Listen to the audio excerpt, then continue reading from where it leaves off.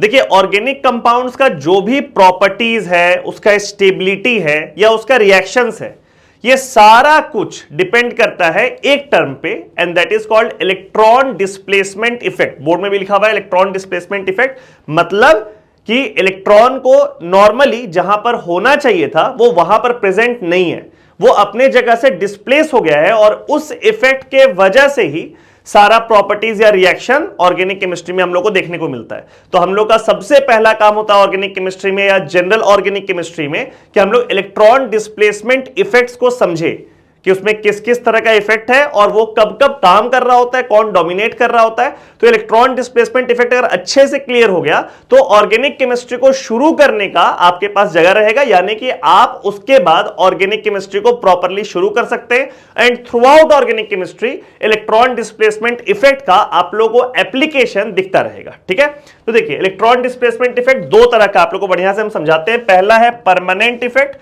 और दूसरा है टेम्पररी इफेक्ट। क्या डिफरेंस है इन दोनों में? तो जैसे मान लो कि परमानेंट इफेक्ट है कि एक कंपाउंड में वो जो इलेक्ट्रॉन है वो अपना जगह से डिस्प्लेस हुआ है, उसको इससे नहीं मतलब है कि उसके अगल बगल कौन है, उसको इससे नहीं मतलब है कि रिएक्शन में वो पार्टिसिपेट कर रहा है कि नहीं कर रहा है, वो अपना जगह से डिस्प्लेस हुआ है सर्टेन इफेक्ट्स की वजह से, और वो परमानेंट है।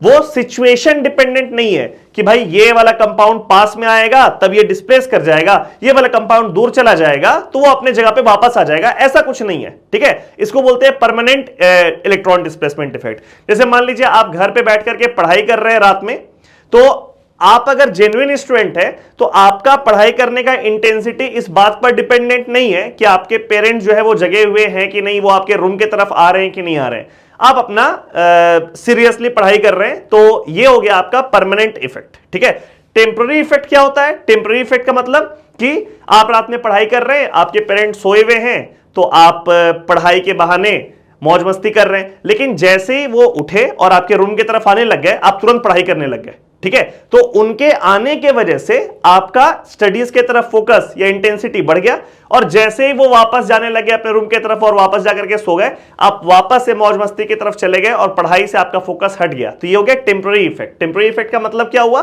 कि कोई एक कंपाउंड है, उसमें इलेक्ट्रॉन एज सच किसी और दूसरे कंपाउंड वो नजदीक आ रहा है तो ये डिस्प्लेस कर गया, वो जब वापस गया तो ये वापस अपने जगह पे आ गया।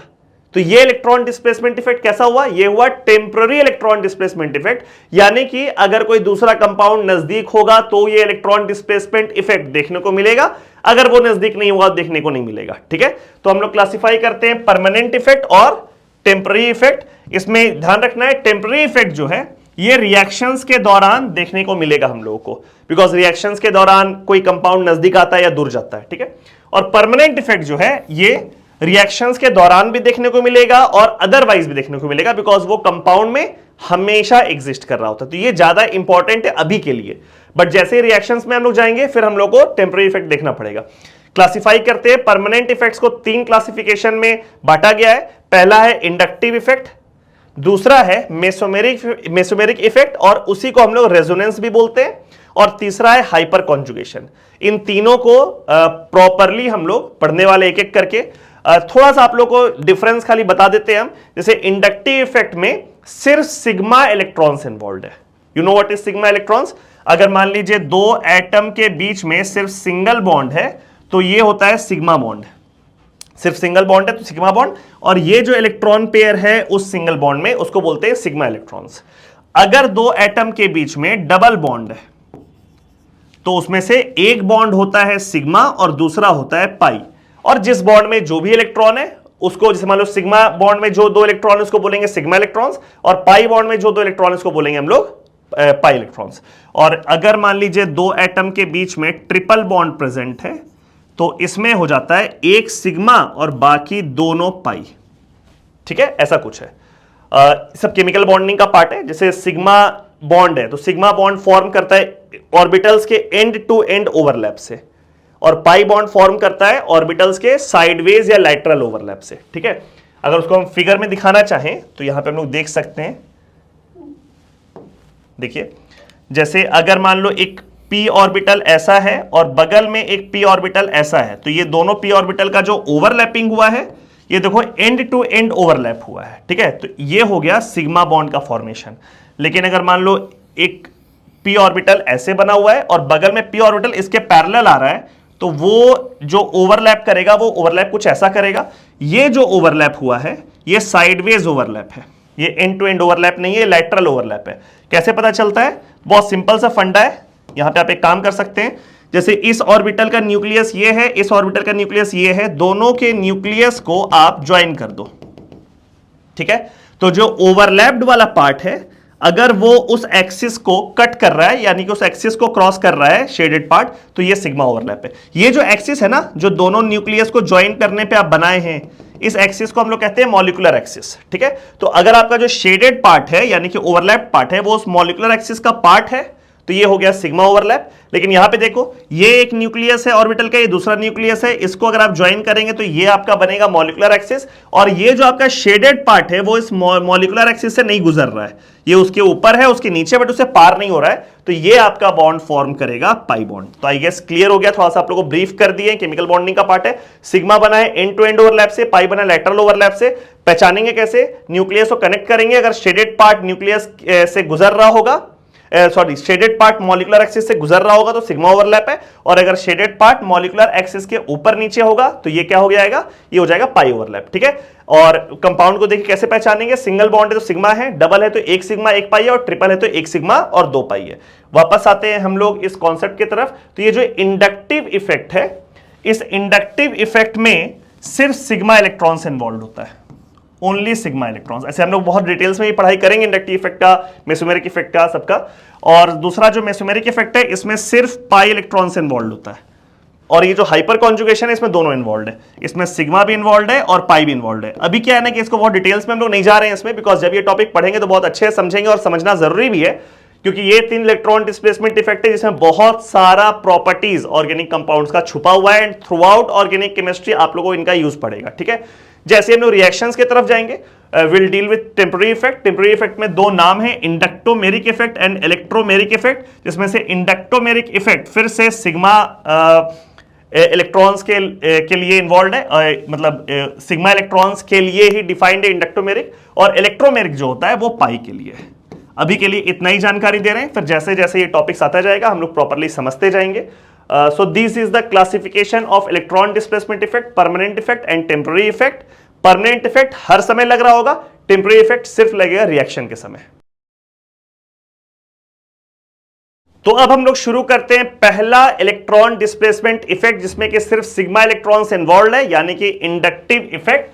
इंडक्टिव इफेक्ट का डिफिनेशन यहां पर लिखा हुआ है, a permanent electron displacement effect that arises on shifting of sigma electrons due to electronegativity difference is called inductive effect.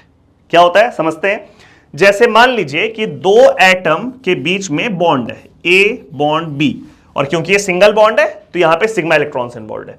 अब अगर मान लो बी ए से ज्यादा इलेक्ट्रोनेगेटिव है, इलेक्ट्रोनेगेटिविटी किसको बोलते हैं? तो इलेक्ट्रोनेगेटिविटी एक एटम का वो प्रॉपर्टी है जिससे वो सिग्मा इलेक्ट्रॉन्स को अपने तरफ खींचता है, ठीक है। Electronegativity is defined as tendency of an atom to attract shared pair of electron towards itself, ठीक है। शेयर्ड पेयर ऑफ इलेक्ट्रॉन्स को अपने तरफ जो खींचता है, उस टेंडेंसी को बोलते हैं इलेक्ट्रोनेगेटिविटी। जैसे बहुत नॉर्मल टर्म्स में अगर बात करें तो पीरियोडिक प्रॉपर्टीज वाले चैप्टर में हम लोग देखे होंगे कि जैसे जैसे एटम का साइज डिक्रीज करता है, वैसे वैसे, जैसे मान लो बी का साइज ए से छोटा है, तो ये जो इलेक्ट्रॉन पेयर है, यहां पर जो इलेक्ट्रॉन पेयर है बीच में, ये बी के न्यूक्लियस से नजदीक होगा, बिकॉज बी का साइज छोटा है तो उसके न्यूक्लियस के नजदीक रहेगा वो इलेक्ट्रॉन पेयर, और ए के न्यूक्लियस से दूर होगा, तो इसलिए बी का न्यूक्लियस ज्यादा अट्रैक्ट करेगा इस इलेक्ट्रॉन पेयर को, और ये इलेक्ट्रॉन पेयर अब बीचों बीच में नहीं होकर के थोड़ा सा बी के तरफ शिफ्ट कर जाएगा, मतलब बी के नजदीक चला जाएगा, क्योंकि बी का इलेक्ट्रोनेगेटिविटी ए से ज्यादा है, ठीक है। तो जिसका भी इलेक्ट्रोनेगेटिविटी ज्यादा है वो सिग्मा इलेक्ट्रॉन्स उसके तरफ शिफ्ट कर गया। एज अ रिजल्ट बी पे आ गया एक partial negative charge delta minus, A पे आ गया partial positive charge delta plus, ठीक है। तो ये जो सिग्मा इलेक्ट्रॉन्स का डिस्प्लेसमेंट हुआ है towards the more electronegative atom, this effect is called inductive effect. फिर से डिफिनेशन देखो, परमानेंट इलेक्ट्रॉन डिस्प्लेसमेंट इफेक्ट। अब खुद देखो ना, इसके अगल बगल दूसरा कोई कंपाउंड हम लोग बनाए भी नहीं है जो रिएक्शन के लिए आ रहा है, ये तो सिर्फ एक कंपाउंड है, उसमें इलेक्ट्रोनेगेटिविटी के डिफरेंस की वजह से ऑलरेडी वो इलेक्ट्रॉन पेयर ज्यादा इलेक्ट्रोनेगेटिव एटम के तरफ शिफ्टेड है ऑलरेडी। तो परमानेंट इलेक्ट्रॉन डिस्प्लेसमेंट इफेक्ट है, और वो किस लिए अराइज हुआ, वो किस तरीके से प्रेजेंट है वहां पे, on shifting of sigma electron due to electronegative difference is called inductive effect. ठीक है, तो आई गेस ये वाला पार्ट क्लियर हो गया आप लोगों को कि सिग्मा इलेक्ट्रॉन्स किस तरफ शिफ्ट कर रहा है, ज्यादा इलेक्ट्रोनेगेटिव एटम की तरफ शिफ्ट कर रहा है, और उस डिस्प्लेसमेंट को हम लोग कहते हैं इंडक्टिव इफेक्ट। ठीक है, अब इंडक्टिव इफेक्ट जो होता है ना, वो दो तरह का होता है, एक होता है माइनस आई इफेक्ट और एक होता है प्लस आई इफेक्ट। इसको हम लोग अच्छे से समझते हैं क्या इसका मतलब है। जैसे मान लो कि एक कंपाउंड में कार्बन का चेन है, हम सिर्फ यहां पे कार्बन आइटम बनाए हैं, जबकि आप लोग को पता है कि न्यूट्रल कार्बन जो होता है वो 4 बॉन्ड बनाता है, तो इसके पास और भी बॉन्ड्स बना हुआ होगा, उसको हम नहीं बना रहे हैं, थोड़ा सिंप्लीफाई कर रहे हैं। यहां पे कार्बन का सीक्वेंस है किसी कंपाउंड में, और एक कोई ग्रुप लगा हुआ है एक्स। अब ये एक्स जो है, इसका टेंडेंसी है कि वो इस सिग्मा इलेक्ट्रॉन्स को अपने तरफ खींच रहा है, यानी कि ऑब्वियसली वो इस कार्बन से ज्यादा इलेक्ट्रोनेगेटिव एटम होगा तो अपने तरफ उसको अट्रैक्ट कर रहा है। ठीक है, अब क्योंकि ये कार्बन को, क्योंकि ये इलेक्ट्रॉन पेयर को अपनी तरफ अट्रैक्ट किया, तो इस एक्स को हम लोग कहेंगे minus I group. Minus I group का मतलब एक ऐसा ग्रुप जो सिग्मा इलेक्ट्रॉन्स को अपने तरफ खींचे, अपने तरफ खींच ले, उसको अट्रैक्ट कर ले, जिसके वजह से इस एक्स पे चार्ज क्या आ जाएगा, डेल्टा माइनस चार्ज, और इस कार्बन पे चार्ज क्या आ जाएगा, डेल्टा प्लस चार्ज। जो इलेक्ट्रॉन को खींचेगा उस पे डेल्टा माइनस चार्ज। तो minus I group attracts the shared pair of electron, attracts the sigma electron towards itself. As a result वो सिस्टम से, ये पूरा सिस्टम हो गया ना, ये सिस्टम से इलेक्ट्रॉन के डेंसिटी को कम कर रहा है। अब इलेक्ट्रॉन तो खींच लिया कार्बन से, तो इस कार्बन के पास इलेक्ट्रॉन का डेंसिटी कम हो गया। ठीक है, ऐसे ग्रुप को हम लोग क्या बोलेंगे, माइनस आई ग्रुप, और इस इफेक्ट को हम लोग बोलेंगे माइनस आई इफेक्ट। कि इस केस में ये एक्स कैसा इफेक्ट एग्जर्ट कर रहा है, शो कर रहा है इंडक्टिव के टर्म्स में, माइनस आई इफेक्ट शो कर रहा है। ठीक है, थोड़ा सा इसको और हम लोग एक्सप्लेन करते हैं। तो क्या होता है ना, इंडक्टिव इफेक्ट जो होता है वो प्रोपागेट होता है एक एटम से दूसरे एटम पे। कहने का मतलब है कि जैसे इसका कुछ इलेक्ट्रॉन एक्स खींच लिया इस कार्बन का, तो ये कार्बन का नुकसान हो गया कि भाई मेरा इलेक्ट्रॉन थोड़ा एक्स अपनी तरफ खींच लिया है, तो मेरे पे डेल्टा प्लस चार्ज आ गया। ठीक है, तो वो उस नुकसान का भरपाई कैसे करेगा, तो अपने बगल वाले कार्बन का थोड़ा सा इलेक्ट्रॉन वो भी खींच लेगा कि भाई मेरे से वो इतना इलेक्ट्रॉन खींचा है, तो थोड़ा सा भरपाई करने के लिए, उसको कंपनसेट करने के लिए तुम्हारा थोड़ा सा इलेक्ट्रॉन हम खींचेंगे। ठीक है, और थोड़ा सा इलेक्ट्रॉन खींचा तो इस कार्बन के पास भी एक पार्शियल पॉजिटिव चार्ज आ जाएगा, डेल्टा डेल्टा प्लस। अब हम डेल्टा डेल्टा क्यों लगाए हैं, क्योंकि जितना इलेक्ट्रॉन इस कार्बन का खींचा है वो एक्स, वो पूरा भरपाई नहीं कर पाएगा, पीछे से थोड़ा भरपाई करेगा। मान लीजिए इस कार्बन का नुकसान हुआ है 100 रुपए का, तो पीछे से वो 20 रुपए खींच करके उस 100 का नुकसान को 80 के नुकसान में कन्वर्ट कर देगा, थोड़ा सा कंपेंसेट करता है, फुल्ली कंपेंसेट नहीं कर पाता है। जितना ज्यादा डेल्टा हम लोग लगाते हैं चार्ज के आगे, उतना उस चार्ज का मैग्नीट्यूड कम होता जाता है। ठीक है, ये बात ध्यान रखना। जैसे ये डेल्टा माइनस है, डेल्टा प्लस है, तो वैसे ही आप समझ लो कि वो पूरा गोटा माइनस और प्लस से कम है, और जितना ज्यादा आप डेल्टा लगाते जा रहे हैं, मतलब कि चार्ज का जो मैग्नीट्यूड है उतना कम होता जा रहा है। ठीक है, अब जैसे मान लो इस कार्बन का भी कुछ नुकसान हो गया 20 रुपए का, तो पीछे से 5 रुपए वो और खींच लेगा, और इसका थोड़ा सा भरपाई वो भी करेगा। तो यहां पे हम लोग क्या लिख सकते हैं, डेल्टा डेल्टा डेल्टा प्लस। आ रहा है समझ में? तो ये प्रोपागेट होता है इंडक्टिव इफेक्ट एक एटम से दूसरे एटम में, लेकिन सबसे ज्यादा इलेक्ट्रॉन का डेंसिटी कम किस में हुआ है, सबसे ज्यादा नुकसान किस कार्बन का हुआ है, वो पहला वाला कार्बन भाई। जो माइनस आई ग्रुप के सबसे नजदीक रहेगा उसका सबसे ज्यादा नुकसान होगा, सबसे ज्यादा इलेक्ट्रॉन कम होगा उसमें, उसके बाद वाले में उससे कम, उसके बाद वाले में उससे कम, और 3-4 एटम के बाद वो ऑलमोस्ट उसका इफेक्ट नलिफाई हो जाता है। ठीक है, तो यहां पे देखो हम एरो से भी दिखाएं, यहां पे हम 3 एरो लगाए इलेक्ट्रॉन के खींचने का, बट यहां पे 2 ही एरो लगाए। तो इससे भी समझ में आपको आ रहा है कि इस कार्बन से जितना इलेक्ट्रॉन गया है उतना उसको पीछे से नहीं मिला है। ठीक है, तो इसमें हम लोग एक स्टेटमेंट ये भी दे सकते हैं कि जैसे जैसे ये जो माइनस आई ग्रुप है उससे दूरी बढ़ता जाएगा, उसका जो इफेक्ट है, उसका जो इंपैक्ट है, वो डिक्रीज करता जाएगा। Inductive effect is distance dependent. ठीक है, तो यहां पे एक टर्म आ रहा है इंडक्टिव इफेक्ट, यहां पे भी ऊपर में लिख सकते हैं हम, inductive effect is distance dependent.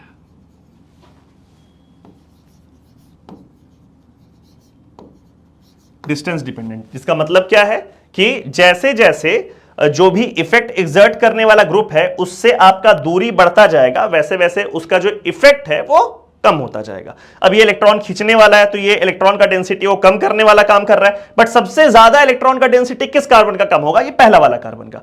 जैसे जैसे कार्बन से दूरी बढ़ता जाएगा वैसे वैसे इलेक्ट्रॉन का डेंसिटी पे जो भी उसका इफेक्ट है वो भी कम होता जाएगा। अभी हम लोग बहुत कुछ इसमें सीखेंगे, कौन सा ग्रुप माइनस आई होता है, कौन सा प्लस आई होता है, अभी ये कॉन्सेप्ट का बात हम लोग कर रहे हैं। जैसे माइनस आई इफेक्ट है वैसे ही प्लस आई इफेक्ट होगा। माइनस आई इफेक्ट में यहां पे लिखा हुआ है इलेक्ट्रॉन पुलिंग इफेक्ट, मतलब इलेक्ट्रॉन खींचने वाले इफेक्ट को बोलते हैं माइनस आई इफेक्ट। तो प्लस आई इफेक्ट किसको बोलेंगे? Plus I effect is electron pushing effect, यानी कि इलेक्ट्रॉन को वो पुश कर रहा होगा। यहां पे देखिए फिर से कार्बन का एक हम चेन बनाए हैं, सिर्फ कार्बन एटम लिखे, कोई दूसरा एटम उसमें नहीं लगाए, सो दैट कि बहुत क्लैरिफाई हो जाए, आप लोगों को समझ में आ जाए क्या लिखने वाले। और वाई एक एटम है जो कि देखो यहां पे इलेक्ट्रॉन पुश कर रहा है, यानी कि उसका इलेक्ट्रोनेगेटिविटी का वैल्यू कम होगा कार्बन से। इलेक्ट्रॉन को वो पुश किया जिसके वजह से इस वाई पे चार्ज क्या आ जाएगा? Delta plus. डेल्टा प्लस आएगा बिकॉज इलेक्ट्रॉन दे रहा है, और इस कार्बन के पास चार्ज आ जाएगा डेल्टा माइनस। ठीक है, अब क्योंकि ये ग्रुप इलेक्ट्रॉन को पुश कर रहा है कार्बन की तरफ, तो उस ग्रुप को हम लोग क्या बोलेंगे? Plus I group. तो प्लस आई ग्रुप क्या करता है? Plus I group sigma electrons को दूसरे एटम की तरफ पुश करता है और उस एटम का इलेक्ट्रॉन का डेंसिटी को बढ़ाता है, दूसरे वाले एटम के इलेक्ट्रॉन के डेंसिटी को बढ़ाता है। ठीक है, तो प्लस आई ग्रुप सिस्टम में इलेक्ट्रॉन का डेंसिटी इंक्रीज करने का काम करता है। ठीक है, ये भी प्रोपेगेट हो रहा है बिल्कुल इसी के जैसा, यानी कि इस कार्बन को इससे बहुत इलेक्ट्रॉन मिल गया। ठीक है, अब उतना इलेक्ट्रॉन वो नहीं रखना चाहता है तो उसमें से थोड़ा सा इलेक्ट्रॉन वो आगे पास कर देगा। फिर से वैसे ही कुछ है, इसको 100 रुपए का फायदा हुआ तो ये आगे 20 रुपया पास कर दिया, जिससे यहां पे चार्ज आएगा डेल्टा डेल्टा माइनस, और इसको 20 रुपए का फायदा हुआ तो उसमें से 5 रुपए ये भी आगे पास कर दिया, यानी कि डेल्टा डेल्टा डेल्टा माइनस। ठीक है, ध्यान रखना, ऐसा नहीं सोचना कि वहां पे उसको कुछ मिल रहा है तो आगे पास नहीं करना है ना। इलेक्ट्रॉन और चार्ज ऐसा नहीं, पैसा है वो कि पैसा आ रहा है तो पैसा आगे क्यों पास कर रहा है। चार्ज हमेशा एक एटम को परेशान ही करता है, ध्यान रखना। पॉजिटिव चार्ज हो या नेगेटिव चार्ज, चार्ज होता है दुख, और दुख बांटने से कम हो जाता है। यानी कि पॉजिटिव चार्ज भी एक एटम पे आए या नेगेटिव चार्ज भी एक एटम पे आए, उससे वो बहुत खुश नहीं हो रहा है, परेशान हो रहा है, तो जितना ज्यादा उसको वो डिस्ट्रीब्यूट कर पाए उतना उसका स्टेबिलिटी बढ़ रहा है। यहां पर इस कार्बन के पास प्लस चार्ज आया तो वो देखो इस प्लस चार्ज को डिस्ट्रीब्यूट किया है, थोड़ा सा प्लस इसको दिया है, थोड़ा सा प्लस इसको दिया है। सिमिलरली इस कार्बन के बाद जब माइनस चार्ज आया तो उस माइनस को डिस्ट्रीब्यूट किया है, थोड़ा सा माइनस इधर आया, थोड़ा सा माइनस इधर आया। फिर से यहां पे प्लस आई ग्रुप इलेक्ट्रॉन के डेंसिटी को बढ़ाएगा कार्बन में, लेकिन जैसे जैसे डिस्टेंस उस ग्रुप से बढ़ता जाएगा वैसे वैसे इंडक्टिव का इफेक्ट कम होता जाएगा। 3 4 5 एटम के बाद ऑलमोस्ट वो इफेक्ट नलिफाई हो जाएगा। अब इंडक्टिव इफेक्ट के कॉन्सेप्ट को समझने के बाद बहुत जरूरी पार्ट आता है कि कौन सा ग्रुप प्लस आई ग्रुप के जैसा काम करेगा, प्लस आई इफेक्ट शो करेगा, यानी कि इलेक्ट्रॉन को पुश करेगा, और कौन सा ग्रुप माइनस आई ग्रुप के ऐसा काम करेगा, माइनस आई इफेक्ट शो करेगा और इलेक्ट्रॉन को पुल करेगा।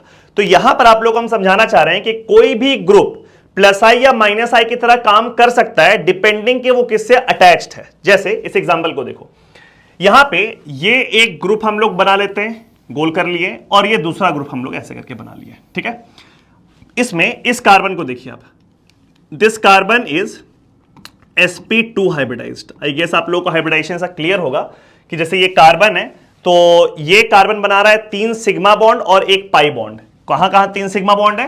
तो इस कार्बन का देखो एक सिग्मा यहां है, एक सिग्मा हाइड्रोजन के साथ है, CH बॉन्ड बना हुआ होगा, और एक सिग्मा ये वाला है। 3 सिग्मा है और एक है पाई। तो आप लोगों को पता है पाई बॉन्ड का, पाई इलेक्ट्रॉन्स का हाइब्रिडाइजेशन में कोई रोल नहीं होता है। ठीक है, सिर्फ किसका होता है? सिग्मा इलेक्ट्रॉन्स का होता है और लोन पेयर का होता है। अब कार्बन के पास कोई लोन पेयर तो यहां है नहीं, उसके पास वैलेंस शेल में 4 इलेक्ट्रॉन था, वो 4 बॉन्ड बना लिया, तो उसके पास कोई भी लोन पेयर नहीं है। उसके पास क्या है? सिर्फ 3 सिग्मा बॉन्ड है और एक पाई बॉन्ड है, लोन पेयर नहीं है। तो 3 सिग्मा बॉन्ड, इसका मतलब कि नंबर ऑफ हाइब्रिड ऑर्बिटल्स 3, और हाइब्रिडाइजेशन हो गया sp2। ये वाला जो कार्बन है इसको आप ध्यान से देखिए, इसका हाइब्रिडाइजेशन है sp3। कैसा है sp3? 4 सिग्मा बॉन्ड है, एक सिग्मा ये वाला है, एक सिग्मा ये वाला है, और 2 सिग्मा 2H के साथ जो ये बना रहा है CH2 में। 4 सिग्मा की वजह से हाइब्रिडाइजेशन है sp3। अब अगर आप लोगों को जानकारी हो केमिकल बॉन्डिंग वाला पार्ट, अगर आप लोग को याद होगा, तो जिसमें अगर 2 एटम है, एटम सेम है कार्बन, तो हाइब्रिडाइजेशन अलग अलग है। तो जिसका परसेंटेज S कैरेक्टर ज्यादा होता है उसका इलेक्ट्रोनेगेटिविटी भी ज्यादा होता है। यानी कि अगर हम लोग इलेक्ट्रोनेगेटिविटी का ऑर्डर का बात करें तो यहां पे हम नीचे में कहीं पर लिख देते हैं कि if we talk about electronegativity, electronegativity, वैसे तो अगर देखो एटम्स अलग अलग होगा तो इलेक्ट्रोनेगेटिविटी का अलग फंडा है, अलोंग द पीरियड वो इंक्रीज करता है, अलोंग द ग्रुप वो डिक्रीज करता है। बट सेम एटम अगर है, सेम एटम, तो electronegativity is proportional to percentage s character. जैसे जैसे परसेंटेज एस कैरेक्टर बढ़ेगा वैसे वैसे इलेक्ट्रोनेगेटिविटी भी इंक्रीज करता है। यानी कि अगर कार्बन का बात करें तो कार्बन तो भाई sp शो करेगा या sp2 शो करेगा या sp3 शो करेगा। कार्बन में तो डी आ ही नहीं सकता है बिकॉज कार्बन सेकंड पीरियड का एलिमेंट है, याद है कार्बन सेकंड पीरियड का एलिमेंट है, उसमें डी ऑर्बिटल का कहीं कोई रोल नहीं है। तो कार्बन वाले केस में हाइब्रिडाइजेशन क्या क्या हो सकता है, sp हो सकता है, sp2 हो सकता है और sp3। तो इन तीनों में अगर इलेक्ट्रोनेगेटिविटी का ऑर्डर का बात किया जाए तो sp में इलेक्ट्रोनेगेटिविटी सबसे ज्यादा, sp2 का उसके बाद और sp3 का सबसे पीछे, क्योंकि sp में s कैरेक्टर 50% है भाई, एक s है और एक p है तो 50% s है, इसमें एक s है और दो p है तो s हो गया 33.33%। यहां पे एक s है और तीन p है, यानी कि टोटल 4 में एक ही s है ना, तो ये हो गया 25%। परसेंटेज लिख देते हैं, इसमें s है 50%, इस केस में s है 33.33% और यहां पे s है 25%। ठीक है, तो जिसमें s कैरेक्टर सबसे ज्यादा वो सबसे ज्यादा इलेक्ट्रोनेगेटिव। खैर वापस आते हैं, तो यहां पे देखो sp2 है और sp3 है, तो इसमें s कैरेक्टर ज्यादा किसका है, sp2 का है, तो इसलिए इलेक्ट्रोनेगेटिव ज्यादा हो जाएगा ये वाला कार्बन इस कार्बन से। और यहां पे इलेक्ट्रॉन का जो डिस्प्लेसमेंट होगा वो इलेक्ट्रॉन का डिस्प्लेसमेंट इस डायरेक्शन में होगा, लेफ्ट साइड, विच मीन्स कि ये वाला जो पार्ट है, ये जो अल्कीन वाला पार्ट आपको दिख रहा है वो इलेक्ट्रॉन को खींच रहा है, यानी कि ये बन गया यहां पे -I ग्रुप। ये अल्कीन वाला पार्ट क्या यहां पे किस तरह के शो कर रहा है, कैसा बिहेव कर रहा है, -I, बिकॉज वो सिग्मा इलेक्ट्रॉन्स को अपनी तरफ खींच रहा है। क्यों खींच रहा है, बिकॉज ये कार्बन ज्यादा इलेक्ट्रोनेगेटिव है इस कार्बन से, क्योंकि इसका हाइब्रिडाइजेशन sp2 है, परसेंटेज एस कैरेक्टर इससे ज्यादा है। ठीक है, चलिए यहां पर आते हैं, फिर से हम लोग इस वाले पार्ट को घेर देते हैं, इस वाले पार्ट को घेर देते हैं।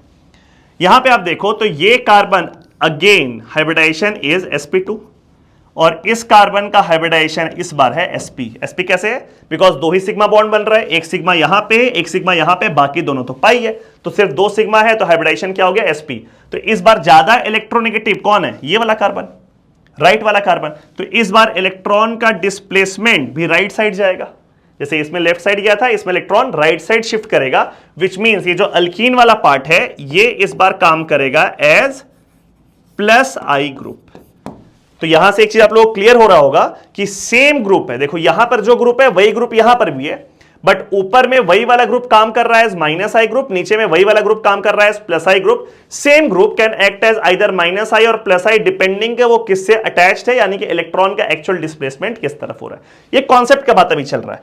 अब हम लोग कॉन्सेप्ट का बात कर रहे हैं कि भाई हम लोग को ये आइडिया लगाना है कि कौन सा ग्रुप -I कौन सा +I है। तो कॉन्सेप्ट कहता है कि -I और +I कुछ फिक्स नहीं होता है, ठीक है, वो डिपेंड करता है कि किसके साथ आप अटैच्ड है। एक और एग्जांपल से आप लोग को समझाते हैं। देखिए ये जैसे यहां पे एक ग्रुप है, इसको हम घेर देते हैं, ये ग्रुप है और यहां पे सेम ग्रुप है, दिख रहा है, इसको इथाइल ग्रुप बोलते हैं, खैर नाम आगे बताएंगे आप लोग को, इथाइल ग्रुप। तो ये ग्रुप और ये ग्रुप सेम ग्रुप है, बट हाँ अटैचमेंट अलग अलग है। इस बार देखो ये कार्बन है, ये ऑक्सीजन है, कार्बन और ऑक्सीजन में ज्यादा इलेक्ट्रोनेगेटिव कौन होता है, oxygen, because along the period electronegativity increases and oxygen comes after carbon, तो ऑक्सीजन का इलेक्ट्रोनेगेटिविटी कार्बन से ज्यादा है। तो ये जो इलेक्ट्रॉन पेयर है ये शिफ्ट कर गया ऑक्सीजन की तरफ, ठीक है। जैसे ये O की तरफ शिफ्ट किया, ये जो पूरा का पूरा इथाइल ग्रुप है this will act as +I group. ये तो आप लोगों को क्लियर होगा कि इलेक्ट्रॉन को अगर पुश कर रहा है, electron pushing effect is called +I effect. तो ये पूरा का पूरा ग्रुप कैसा है, +I ग्रुप है, ठीक है। यहां पर अब देखो ये कार्बन अटैच्ड है मेटल के साथ। जब भी कार्बन मेटल के साथ अटैच्ड हो, हमेशा ध्यान रखना मेटल जो है वो नॉन मेटल के सामने ज्यादा इलेक्ट्रोपॉजिटिव होता है। This is metal, this is non metal, तो मेटल का इलेक्ट्रोपॉजिटिविटी ज्यादा है, तो कार्बन का इलेक्ट्रोनेगेटिविटी मैग्नीशियम से ज्यादा है हमेशा। हमेशा अगर कभी कार्बन का बॉन्ड मेटल के साथ हो तो carbon will be more electronegative, और इस बार इलेक्ट्रॉन का शिफ्टिंग ऑब्वियसली कार्बन की तरफ होगा, मेटल की तरफ तो होगा नहीं, मेटल का तो टेंडेंसी ही होता है इलेक्ट्रॉन को लूज करने का, इलेक्ट्रॉन को दूर भेजने का। तो इस बार ये पूरा का पूरा ग्रुप जो कि सेम ग्रुप है ऊपर वाला, ये काम कर रहा है as minus I group, as minus I group. तो आप लोग हम दो एग्जांपल दिखा दिए कि सेम ग्रुप प्लस आई कैसा भी काम कर सकता है, माइनस आई कैसा भी काम कर सकता है, डिपेंडिंग कि वो किसके साथ अटैच्ड है, वो एटम ज्यादा इलेक्ट्रोनेगेटिव है, कम इलेक्ट्रोनेगेटिव है। ठीक है, तो ये हो गया कॉन्सेप्चुअल पार्ट इंडक्टिव इफेक्ट का। लेकिन फिर भी आपको पता होना चाहिए कि भाई ये जो ग्रुप है ये जनरली प्लस आई कैसा काम करता है कि जनरली माइनस आई कैसा काम करता है। इस तरह का केसेस आ सकता है कि भाई इस केस में कैसा काम कर रहा है या इस केस में कैसा काम कर रहा है, बट इन जनरल भी आप लोग को पता होना चाहिए कि भाई ये ग्रुप रहेगा तो ऐसे ही काम करेगा। ठीक है, ये हो गया कॉन्सेप्ट के बाद। अब हम लोग आते हैं मुद्दे के बाद पे कि कोई ग्रुप जनरली किस तरीके से काम करता है, और वो आप लोगों को बहुत यूजफुल होगा आगे जो भी हम लोग एप्लीकेशन सीखेंगे इलेक्ट्रॉन डिस्प्लेसमेंट इफेक्ट का थ्रू आउट ऑर्गेनिक केमिस्ट्री। ठीक है, तो कुछ कुछ पॉइंट्स है बहुत इंपॉर्टेंट नोट डाउन करने वाला और याद रखने वाला। जैसे पहला पॉइंट है यहां पे देखिए, first point, all cations act as minus I group, है ना। हम लोग बात कर रहे हैं कौन सा ग्रुप कैसा काम कर रहा है, कह रहा है सारा कैटायन, कैटायन क्या होता है, पॉजिटिवली चार्ज आयन। तो भाई जो चीज पहले से पॉजिटिवली चार्ज है, यानी कि पहले से इलेक्ट्रॉन का कमी है, तो वो एटम अब कोई भी हो, वो तो शेयर्ड इलेक्ट्रॉन, वो तो सिग्मा इलेक्ट्रॉन्स को अपनी तरफ खींचेगा, है ना, एटम कोई भी हो। लेकिन अगर वो पॉजिटिवली चार्ज है, यानी कि इलेक्ट्रॉन का कमी है, तो वो इलेक्ट्रॉन को अपनी तरफ खींचेगा, यानी कि वो किसकी तरह काम करेगा, as minus I group, electron खींचने वाला, इलेक्ट्रॉन पुलिंग इफेक्ट। एग्जांपल में देखो NH3+, OH2+, इस तरह का ग्रुप्स अगर रहेगा पॉजिटिवली चार्ज कैटायन, तो वो माइनस आई ग्रुप।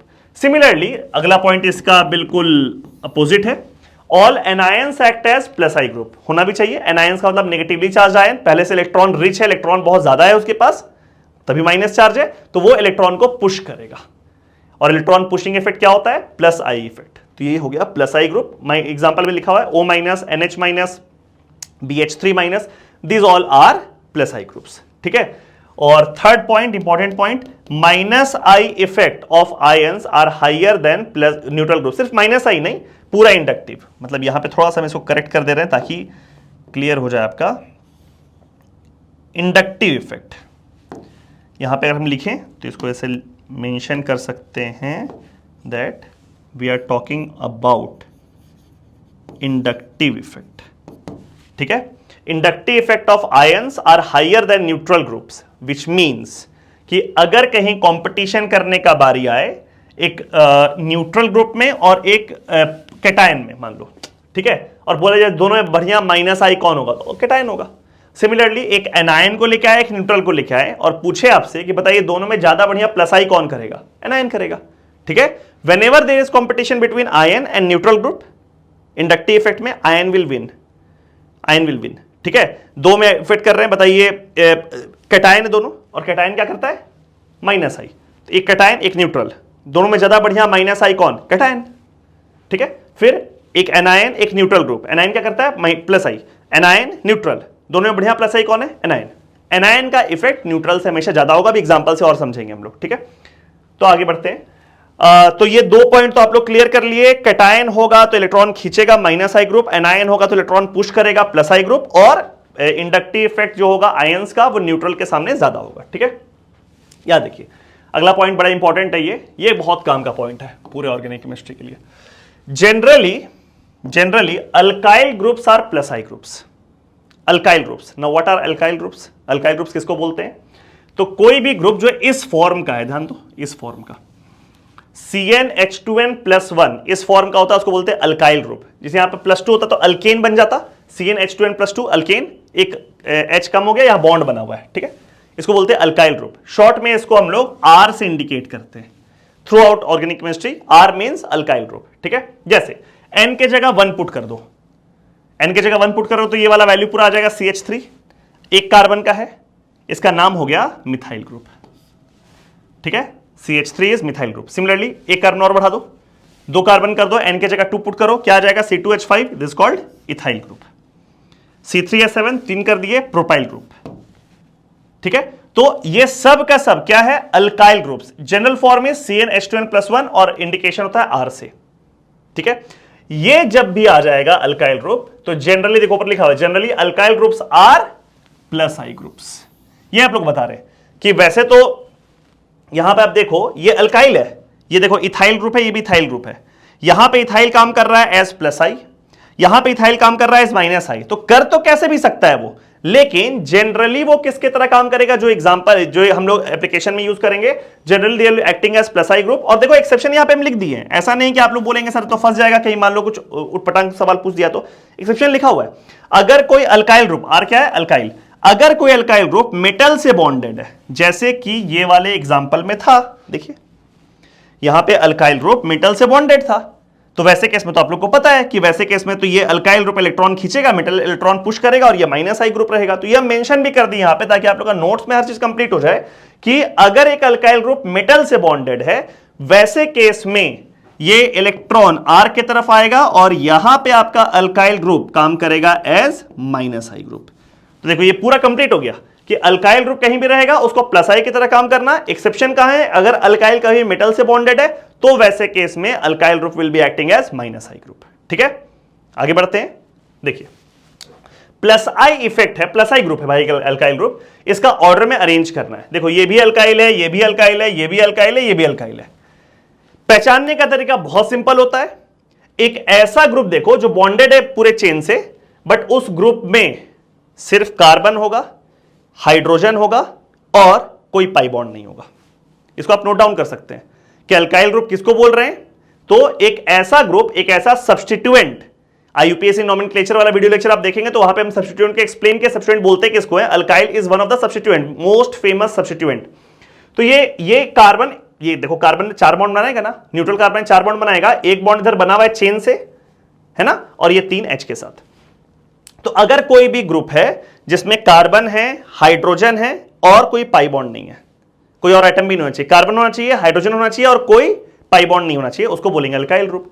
तो ये भी अल्काइल, ये भी अल्काइल, ये भी अल्काइल, ये भी अल्काइल, सबका सब ग्रुप कैसा है, अल्काइल ग्रुप। ठीक है, अब इसमें आप ध्यान से देखो, यहां पे हम कुछ डिग्रीज लिखे हैं, 1 डिग्री, 2 डिग्री, 3 डिग्री, बहुत काम का है, आगे भी यूज करेंगे इसको हम लोग। जैसे इस कार्बन को आप देखिए, ये कार्बन खुद एक ही कार्बन से अटैच्ड है, तो ये हो गया 1 degree. 1 degree carbon is attach to only 1 carbon. अब आप बोलेंगे सर अगर इधर कार्बन हुआ तो तब 2 डिग्री हो जाएगा।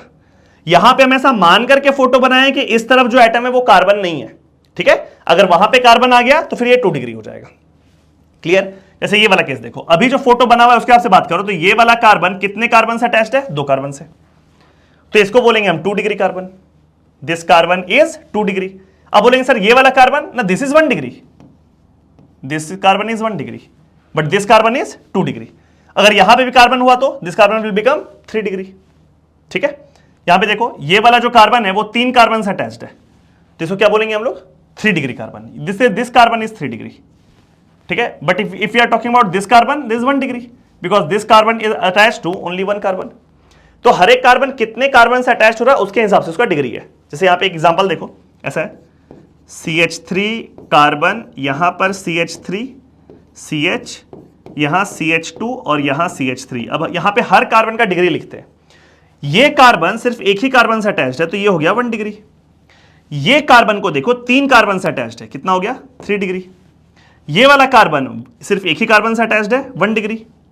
ये कार्बन 2 कार्बन से अटैच्ड है, 2 डिग्री, और ये वाला कार्बन एक ही कार्बन से अटैच्ड है, 1 डिग्री।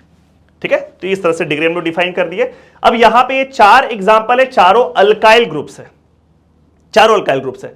तो अल्काइल का एक नॉर्मल सा चीज याद रखना है, जैसे जैसे अल्काइल ग्रुप का डिग्री बढ़ता जाएगा वैसे वैसे उसका प्लस आई इफेक्ट भी बढ़ता जाएगा।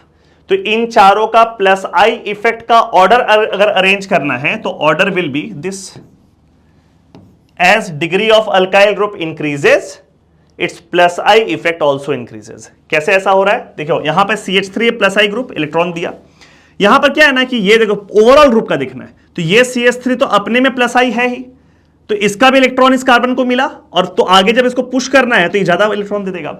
उधर से भी तो मिला है, उसको भी तो पास करना है, उसको भी तो प्रोपेगेट करना है आगे, तो इसका नेट प्लस आई ज्यादा हो गया। यहां देखो इस कार्बन को ऊपर से ही मिला, इधर से ही मिला, और अपना भी इसका प्लस आई है, तो ये ज्यादा दे देगा इलेक्ट्रॉन इधर, तो उसका प्लस आई ज्यादा हो गया। यहां पे कार्बन को तीनों साइड से मिला है तो खूब सारा इलेक्ट्रॉन देगा, तो उसका प्लस आई इफेक्ट और ज्यादा हो गया।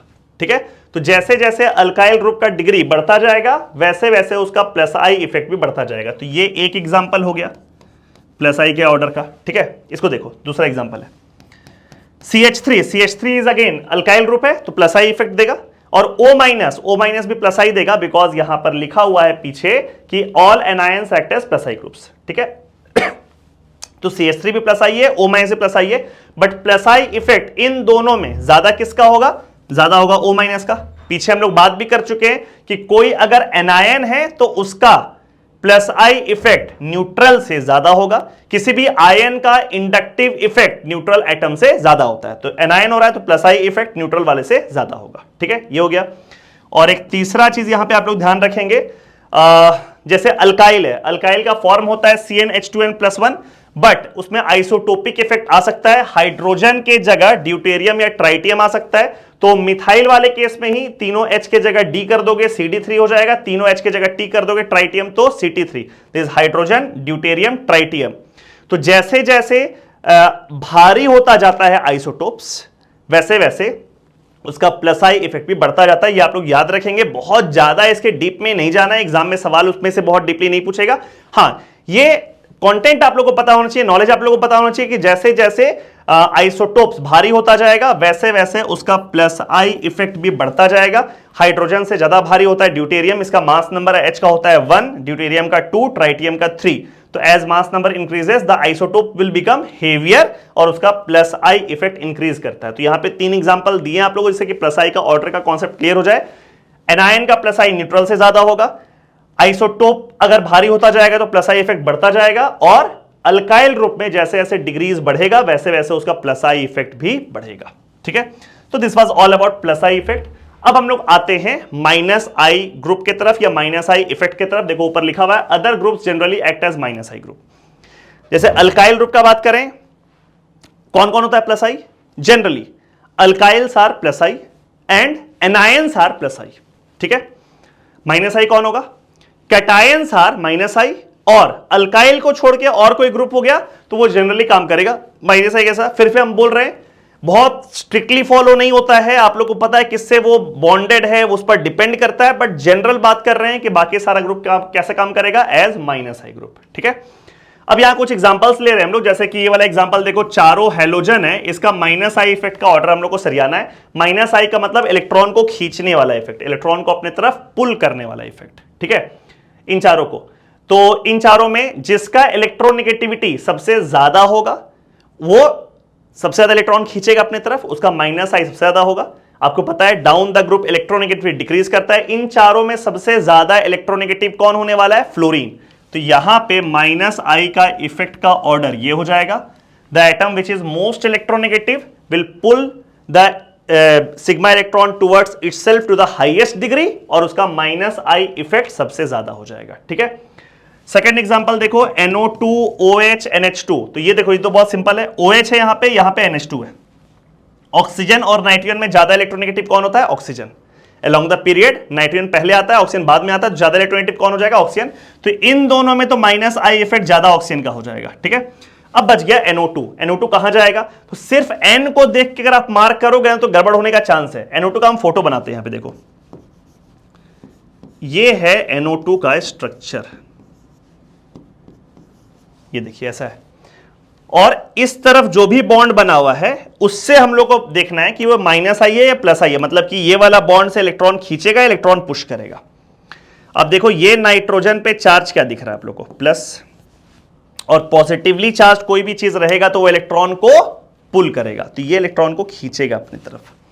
तो ये ग्रुप कैसा हो गया? ये ग्रुप तो हो गया माइनस आई, बिकॉज वो इलेक्ट्रॉन को अपनी तरफ खींच रहा है। दूसरा, पॉजिटिवली चार्ज एटम जो है अपनी तरफ अगर खींचेगा किसी इलेक्ट्रॉन को, तो उसका इंडक्टिव इफेक्ट, उसका इलेक्ट्रॉन पुलिंग इफेक्ट न्यूट्रल वाले से ज्यादा होगा। ये हम लोग पहले बात कर चुके हैं, क्योंकि ये आयन है। तो ये NO2 में इंडक्टिव तो हो रहा है माइनस आई, और इलेक्ट्रॉन खींचने वाला एटम कौन है? Nitrogen, which is positively charge, so obviously उसका माइनस आई इफेक्ट न्यूट्रल वाले से ज्यादा होगा। सब समझना होगा हम लोग को। जैसे मान लो कहीं पर अगर ऐसा लिखा हुआ मिल जाए आप लोग को कि कहीं है NH3+ और बगल में है OH, ठीक है, दोनों माइनस आई ग्रुप है, सिर्फ आप एटम को अगर देखोगे नाइट्रोजन और ऑक्सीजन तो आप बोलेंगे सर ऑक्सीजन तो ज्यादा इलेक्ट्रॉनिक होता है, ज्यादा इलेक्ट्रॉन खींचना चाहिए, बट वो पॉइंट तब आएगा जब दोनों न्यूट्रल होता। पहले कौन सा पॉइंट आएगा? पहले आएगा भाई आप चार्ज देख लो ना, इस पे जो इलेक्ट्रॉन खींचने वाला एटम है वो कौन है? भले वो n है बट उस पर चार्ज है पॉजिटिवली चार्ज, तो इलेक्ट्रॉन ज्यादा खींचेगा बिकॉज कैटायन का इलेक्ट्रॉन पुलिंग इफेक्ट न्यूट्रल से ज्यादा होता है। OH न्यूट्रल है, कम इलेक्ट्रॉन खींचेगा, और दोनों में माइनस आई इफेक्ट किसका ज्यादा हो जाएगा? NH3+। समझ गए? एटम का इलेक्ट्रोनेगेटिविटी बाद में देखेंगे, पहले क्या देखेंगे? चार्ज। चार्ज जिसमें पॉजिटिव चार्ज रहेगा उसका इलेक्ट्रॉन खींचने का टेंडेंसी ज्यादा होगा, जिसमें नेगेटिव चार्ज होगा उसका इलेक्ट्रॉन पुश करने का टेंडेंसी ज्यादा होगा। ठीक है, तो यहां पे NO2 टॉप पे चला गया because positively charge nitrogen is pulling electron, और ये ऑर्डर निकल करके आया। यहां पे O और N में दोनों न्यूट्रल था तो हम लोग इलेक्ट्रोनेगेटिविटी को फॉलो किए। ठीक है, इसमें देखिए थर्ड एग्जांपल में जो ऑर्डर -i का होता है वो ऐसा होता है। ठीक है, बहुत कुछ है जो आपको ध्यान रखना पड़ेगा। हर बार आप सोचेंगे कॉन्सेप्ट के थ्रू मेरा क्वेश्चन बन जाए तो बहुत मुश्किल है। Concept plus content plus knowledge दोनों का कॉम्बिनेशन सवाल बनेगा। यहां पे फिर से NO2 टॉप पे गया है, रीजन क्लियर है बिकॉज नाइट्रोजन पॉजिटिवली चार्ज है तो उसका इलेक्ट्रॉन पुलिंग इफेक्ट ज्यादा होगा। फिर ये वाला कार्बन और ये वाला कार्बन दोनों न्यूट्रल है, जब दोनों न्यूट्रल है तो फिर हम लोग इलेक्ट्रोनेगेटिविटी की तरफ जाएंगे। This carbon is sp2 hybridised, दिख रहा है आप लोग को 3 सिग्मा बॉन्ड है, 1 2 यहां पर 1 3, और ये वाला कार्बन है sp हाइब्रिडाइज्ड, सिर्फ 2 ही सिग्मा बॉन्ड है, एक इधर, बाकी दोनों तो पाई है। तो obviously sp hybridised carbon is more electronegative than sp2 hybridised carbon because of higher s character, और इसलिए इसका इलेक्ट्रॉन पुलिंग इफेक्ट ज्यादा होगा। This is the order of -i इन तीनों में। ठीक है, आगे बढ़े। ये एग्जांपल को देखो, इसमें आपको दिखेगा ये वाले कार्बन का हाइब्रिडाइजेशन है sp, इस कार्बन का जो इलेक्ट्रॉन पुल कर रहा है उसका हाइब्रिडाइजेशन है sp2, और ये वाले कार्बन का भी हाइब्रिडाइजेशन है sp2। ठीक है, इसमें आगे सब लोग क्लियर होगा कि sp2 कैसे निकल करके आया है, थोड़ा सा हम और समझा भी देते हैं। जैसे इसमें जो बॉन्ड होगा वो इस तरीके से, ऐसा है। तो ये जो कार्बन है ये 3 सिग्मा बॉन्ड बनाया हुआ है तो इसका हाइब्रिडाइजेशन क्या हो गया? sp2। तो ये sp होने की वजह से इसका इलेक्ट्रोनेगेटिविटी सबसे ज्यादा, तो टॉप पे तो ये चला ही गया। बट इन दोनों में फिनाइल ग्रुप बोलते हैं इसको, और ये अल्किनाइल ग्रुप है। ठीक है, अल्कीन है उसमें। इन दोनों में ज्यादा इलेक्ट्रॉन पुलिंग इफेक्ट इसका होता है फिनाइल का। याद भी कर सकते हैं, थोड़ा समझ भी सकते हैं। यहां पर क्या है? ये sp2 है और बगल में एक ही sp2 है, एक ही कार्बन है। यहां पे ये sp2 है, इधर भी sp2 है, ऊपर भी और नीचे भी sp2 है। तो दोनों तरफ से जब पुल हुआ तो ओवरऑल इसका पुलिंग इफेक्ट ज्यादा हो जाता है। ठीक है, लॉजिक में बहुत नहीं जा करके आप इसमें ऐसा भी सोच सकते हैं, बस याद कर लो केसेस को कई बार आपको ध्यान रखना पड़ेगा, उसका एप्लीकेशन के समय उसका अप्लाई करने आना चाहिए। कि हम लोग पढ़े थे कि फिनाइल ग्रुप रहेगा, अल्कीन रहेगा, तो -i इफेक्ट फिनाइल का ज्यादा होगा अल्कीन से। ठीक है, और सबसे ज्यादा किसका होगा? अल्काइन वाले पार्ट का, बिकॉज का हाइब्रिडाइजेशन में s कैरेक्टर सबसे ज्यादा है। ठीक है, फिर इधर देखिए, इधर कुछ केसेस है जो आप लोगों को ध्यान में रखना है, याद करना है एप्लीकेशन के समय। कई बार हम लोग अप्लाई करेंगे तो ऑटोमेटिकली वो धीरे धीरे याद हो जाएगा, बट एक जगह कहीं लिखा हुआ रहेगा तभी आप उसको बाद में अप्लाई कर सकते हैं। जैसे NH3+ और NR3+, R क्या है यहाँ पे? अल्काइल ग्रुप है। जैसे मान लो फॉर एग्जाम्पल, इसका एग्जाम्पल हो गया N और R के जगह आप CH3 लिख दो तो CH3 होल थ्राइस प्लस, ये हो गया। ठीक है, तो NH3+ और NR3+ में आप -i का इफेक्ट का ऑर्डर अगर सजाना चाहें तो इसका ऑर्डर ऐसा होता है। ध्यान रखो, NH3+ का कम रहेगा, NR3+ का थोड़ा ज्यादा हो जाएगा। सिमिलरली OH और OCH3 में देखो एटम भी सेम है, हाइब्रिडाइजेशन भी सेम है, इसमें OCH3 का ज्यादा हो जाता है -i इफेक्ट। ठीक है, और यहां तीसरा वाला एग्जांपल हम दिखा कैटायन न्यूट्रल वाले में कैटायन का ज्यादा हो जाएगा। तो बहुत सारे केस में आप लॉजिकली ऑर्डर को अरेंज कर लेंगे, किसी केस में कोई केस आप लोगों को थोड़ा सा ध्यान रखना पड़ेगा। ठीक है, इंडक्टिव इफेक्ट का कॉन्सेप्ट क्या है आप लोग को हम समझा दिए, बहुत सारा एग्जांपल से आप लोग को हम समझा दिए कौन सा ग्रुप जनरली +i कैसा काम करेगा, कौन -i कैसा काम करेगा, और कंपैरिजन जो भी हम लोग का ब्रॉडर कॉन्सेप्ट था कंपैरिजन का, उसमें बहुत सारा एग्जांपल लेकर के आप लोग हम समझा दिए, जहां पे कई जगह पे कॉन्सेप्चुअली भी आप अरेंज कर सकते हैं और किसी जगह आप चीजों को थोड़ा सा ध्यान में रख के भी कर सकते हैं। So this was all about inductive effect. इसके एप्लीकेशन में भी बहुत ज्यादा हम लोग नहीं जाएंगे बिकॉज सिर्फ अभी एक इलेक्ट्रॉन डिस्प्लेसमेंट इफेक्ट हुआ है, 2 और बाकी है। जब सारा इलेक्ट्रॉन डिस्प्लेसमेंट इफेक्ट हम लोग कर लेंगे तभी एक साथ हम लोग उसका एप्लीकेशन का बात कर पाएंगे। बिकॉज अभी अगर कोई भी क्वेश्चन उठाएंगे उसमें हम सिर्फ इंडक्टिव लगाने के पोजीशन में, और क्या पता उसमें रेजोनेंस और हाइपर कॉन्जुगेशन भी लग रहा होगा और उनका डोमिनेंस ज्यादा होगा, तो जो सोच करके हम लोग आंसर निकालेंगे वो आंसर वहां पे होगा ही नहीं, वो आंसर गलत होगा। क्यों? क्योंकि हम लोग सिर्फ इंडक्टिव लगा रहे हैं, बट उसमें रेजोनेंस लग रहा है, उसमें मेसोमेरिक लग रहा है, हाइपर कॉन्जुगेशन लग रहा है, और हो सकता है उसमें से कोई डोमिनेट कर रहा होगा। ठीक है, तो हम लोग ओवरऑल एप्लीकेशन कब करेंगे? When we are done with all the 3 electron displacement effect. अभी हम लोग सिर्फ इंडक्टिव इफेक्ट को समझे हैं और उसे कॉन्सेप्ट को क्लियर किए हैं, और हम लोग देखें कौन सा ग्रुप किस तरीके से काम कर सकता है। अगला इलेक्ट्रॉन डिस्प्लेसमेंट इफेक्ट क्या होता है? Mesomeric effect. And this mesomeric effect this also called resonance और दिस ड्यू टू रेजोनेंस। जैसे इंडक्टिव में याद होगा कि अगर कोई इंडक्टिव इफेक्ट के थ्रू सिस्टम का इलेक्ट्रॉन का डेंसिटी बढ़ा रहा था इलेक्ट्रॉन दे के, तो प्लस आई ग्रुप था, और कोई अगर इलेक्ट्रॉन इंडक्टिव इफेक्ट के थ्रू इलेक्ट्रॉन खींच रहा था तो उसको क्या बोले थे हम लोग? माइनस आई।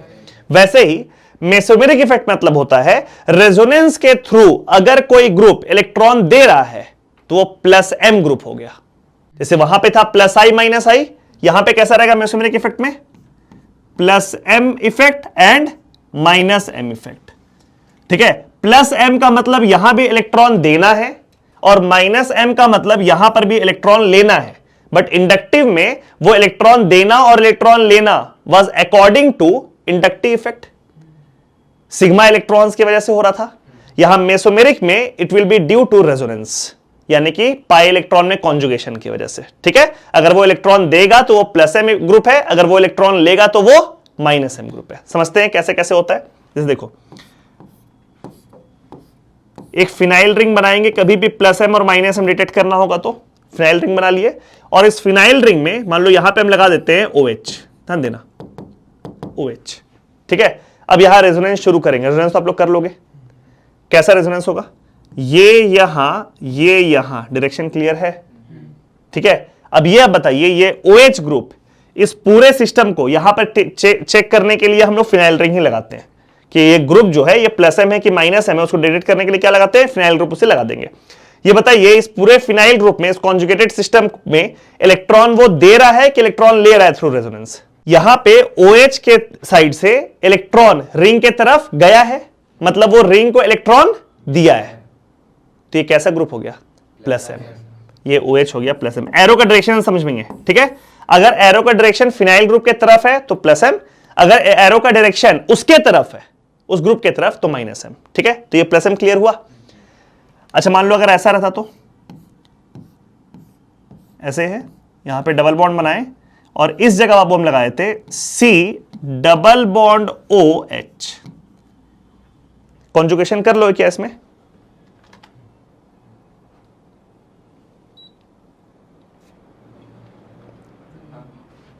हो जाएगा रेजोनेंस? रेजोनेंस दिख रहा है नहीं दिख रहा है सबको? बाबू डबल सिंगल डबल रेजोनेंस है ना?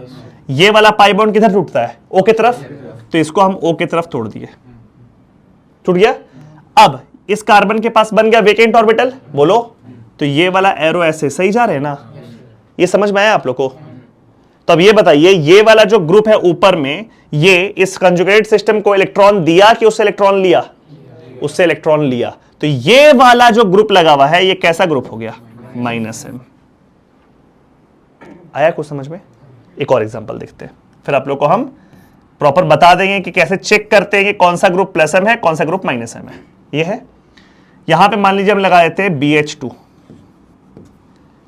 आप लोग को पता है neutral boron contains vacant p orbital, तो यहां पे एक वेकेंट p ऑर्बिटल बना दें, बन गया। रेजोनेंस कर लोगे, वेकेंट ऑर्बिटल है और उसके बगल वाले एटम के पास पाई बॉन्ड है, बोलो सही हुआ? ठीक है ना? रेजोनेंस पक्का, आगे बढ़ाने की जरूरत ही नहीं, पहला ही एरो चेक हो जाएगा। अब जैसे ही ये एरो मारे, रिंग से इलेक्ट्रॉन लिया कि रिंग को इलेक्ट्रॉन दिया? लिया, तो ये कैसा ग्रुप हो गया? Again minus M. Clear? Check करने का तरीका कि कौन सा ग्रुप प्लस एम होगा और कौन सा ग्रुप माइनस एम होगा, ध्यान देना। अगर पहला atom, first atom of the group contains lone pair, तो पक्का प्लस एम होगा। अगर पहला एटम के पास क्या है बाबू? लोन पेयर, तो वो तो इलेक्ट्रॉन, मतलब वो तो रेजोनेंस के समय इलेक्ट्रॉन देगा ना, तो वो पक्का प्लस एम होगा। तो प्लस एम का कुछ एग्जांपल अगर हम बनाए तो क्या क्या बना सकते हैं, देखो तो OH प्लस एम ग्रुप होगा। अरे लोन पेयर लगाने की जरूरत नहीं, आप लोग लगा लोगे ना। OR प्लस एम होगा, R इज अल्काइल, यहां भी लोन पेयर आ गया। NH2 प्लस एम होगा, लोन पेयर। ऐसा बहुत सारा ग्रुप, ऐसा और बहुत सारा। फ्लोरीन प्लस एम होगा, लोन पेयर, समझ रहे? ठीक है, और भी बहुत सारे ग्रुप, मान लो OC double bond OH plus M होगा बिकॉज इस ऑक्सीजन के पास lone pair. NHC double bond OH plus M होगा, इट कंटेन्स लोन पेयर। समझ गए? ग्रुप का पहला एटम के पास अगर लोन पेयर है तो वो पक्का क्या होने वाला है, plus M. Done. Let's talk about minus M. Minus M कौन सा होगा? माइनस एम के लिए दो कंडीशन है बाबू, प्लस एम के लिए तो एक ही कंडीशन है कि पहला एटम के पास लोन पेयर होना चाहिए, बट माइनस एम के लिए दो कंडीशन है। कौन कौन सा? पहला कंडीशन, पहला जो एटम है, first atom, it is pi bonded to a more electronegative atom. दिखा क्या? First atom is pi bonded to a more electronegative atom. अगर ऐसा हुआ तो माइनस एम हो गया ये वाला केस। और दूसरा केस, पहला एटम के पास वेकेंट ऑर्बिटल होना चाहिए, तो माइनस एम। आया समझ में? जैसे यहां पे हम कुछ एग्जांपल लिख रहे हैं, देखना तो, C डबल बॉन्ड O और यहां पे एक G लिख देते हैं। G मतलब कोई भी ग्रुप। इस G के जगह H लगा दोगे तो एल्डिहाइड बन जाएगा, बोलते जाओ। इस G के जगह R लगा दोगे तो कीटोन बन जाएगा। इस G के जगह OH लगा दोगे तो कार्बोक्सिलिक एसिड बन जाएगा। इस G के जगह OR लगा दोगे तो ईस्टर बन जाएगा। इस G के जगह NH2 लगा दोगे तो अमाइड बन जाएगा। इस G के जगह Cl लगा दोगे तो एसिड हैलाइड बन जाएगा। सारा केस को देख लो, सब माइनस एम है because C double bond O है। C डबल बॉन्ड O का मतलब carbon is pi bonded to a more electronegative atom, तो ये माइनस एम ग्रुप हुआ। Clear? C triple bond N minus M हुआ। Again the first atom carbon is pi bonded to a more electronegative atom nitrogen, again minus M. ठीक है। NO2 N double bond O coordinate bond O minus M हुआ। First atom nitrogen is pi bonded to a more electronegative oxygen, again minus M. Clear हुआ हम क्या बोले? First atom is pi bonded to a more electronegative atom, then the group is minus M. आगे बढ़ते हैं। और दूसरा condition क्या बोले? First atom should have vacant orbital, should have vacant orbital. ठीक है, तो यहां पे हम लिख दिए ऐसे BH2, और भी एग्जांपल आएगा बट एक बार ये वाला एग्जांपल खाली डाल रहे हैं। फर्स्ट एटम के पास अगर वेकेंट ऑर्बिटल है तो वो माइनस एम है। ठीक है, आप बोलेंगे सर वेकेंट ऑर्बिटल था और भी एग्जांपल है, तो वो एग्जांपल की तरफ आते हैं। तो इस तरीके से कौन प्लस एम होगा और कौन माइनस एम होगा डिटेक्ट कर लेंगे आप। कुछ कुछ ऐसा ग्रुप्स होता है, जैसे ये वाला को, ये वाला लिस्ट में हम लिख सकते हैं कि प्लस एम का लिस्ट है, ये वाला लिस्ट में हम क्या लिखेंगे? माइनस एम का लिस्ट है। कुछ कुछ ऐसा ग्रुप्स है जो प्लस एम और माइनस एम दोनों की तरह काम कर सकता है। अगर उसके पास लोन पेयर भी है और साथ में मान लीजिए वेकेंट ऑर्बिटल भी है, या ये वाला कंडीशन है pi bonded to a more electronegative atom, तो दोनों की तरह काम कर सकता है। एग्जांपल देखें, देखिए एग्जांपल देखो, क्लोरीन, बोलो, लोन पेयर भी भरा हुआ है और वेकेंट डी भी तो है, तो ये प्लस एम की तरह भी काम कर सकता है और माइनस एम भी, पक्का ना? कोई दिक्कत नहीं। SH, सल्फर के पास लोन पेयर भी प्रेजेंट है, बोलो, और वेकेंट डी भी प्रेजेंट है, दोनों की तरह काम कर सकता है। इनफैक्ट कोई भी थर्ड पीरियड का element containing lone pair and vacant d can act as both. सही है? और देखना, N डबल बॉन्ड O, ध्यान दो, N कितना बॉन्ड बनाया हुआ दिख रहा है आप लोग को? 3।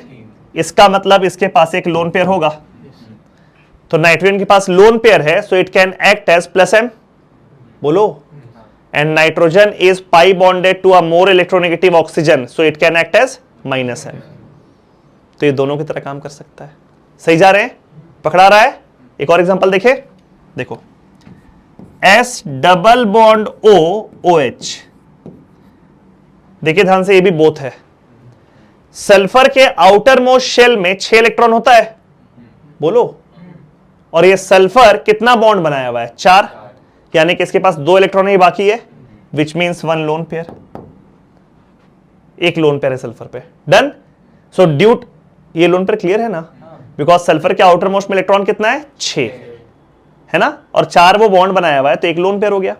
तो due to this lone pair sulphur can act as plus M, है ना, and it is pi bonded to a more electronegative oxygen, so it can act as minus M, again both. Done. तो कुछ ऐसा भी groups है जो plus M और minus M दोनों की तरह काम करेगा, वो किस कैटेगरी में आ जाएगा, बोथ। ठीक है। और आखिरी है नन। नन का मतलब क्या होता है, ना तो प्लस एम ना माइनस एम, कोई भी कंडीशन को सेटिस्फाई नहीं कर पा रहा है। नन वाला कुछ एग्जांपल्स देखो तो, देखना, अगर यहां पे हम लिख दें CH3, देखो तो ये ना प्लस एम होगा ना माइनस एम। क्या कार्बन के पास कोई लोन पेयर है, नहीं। क्या कार्बन के पास कोई वेकेंट ऑर्बिटल है, नहीं। क्या कार्बन पाई बॉन्ड बना रहा है, नन। डन।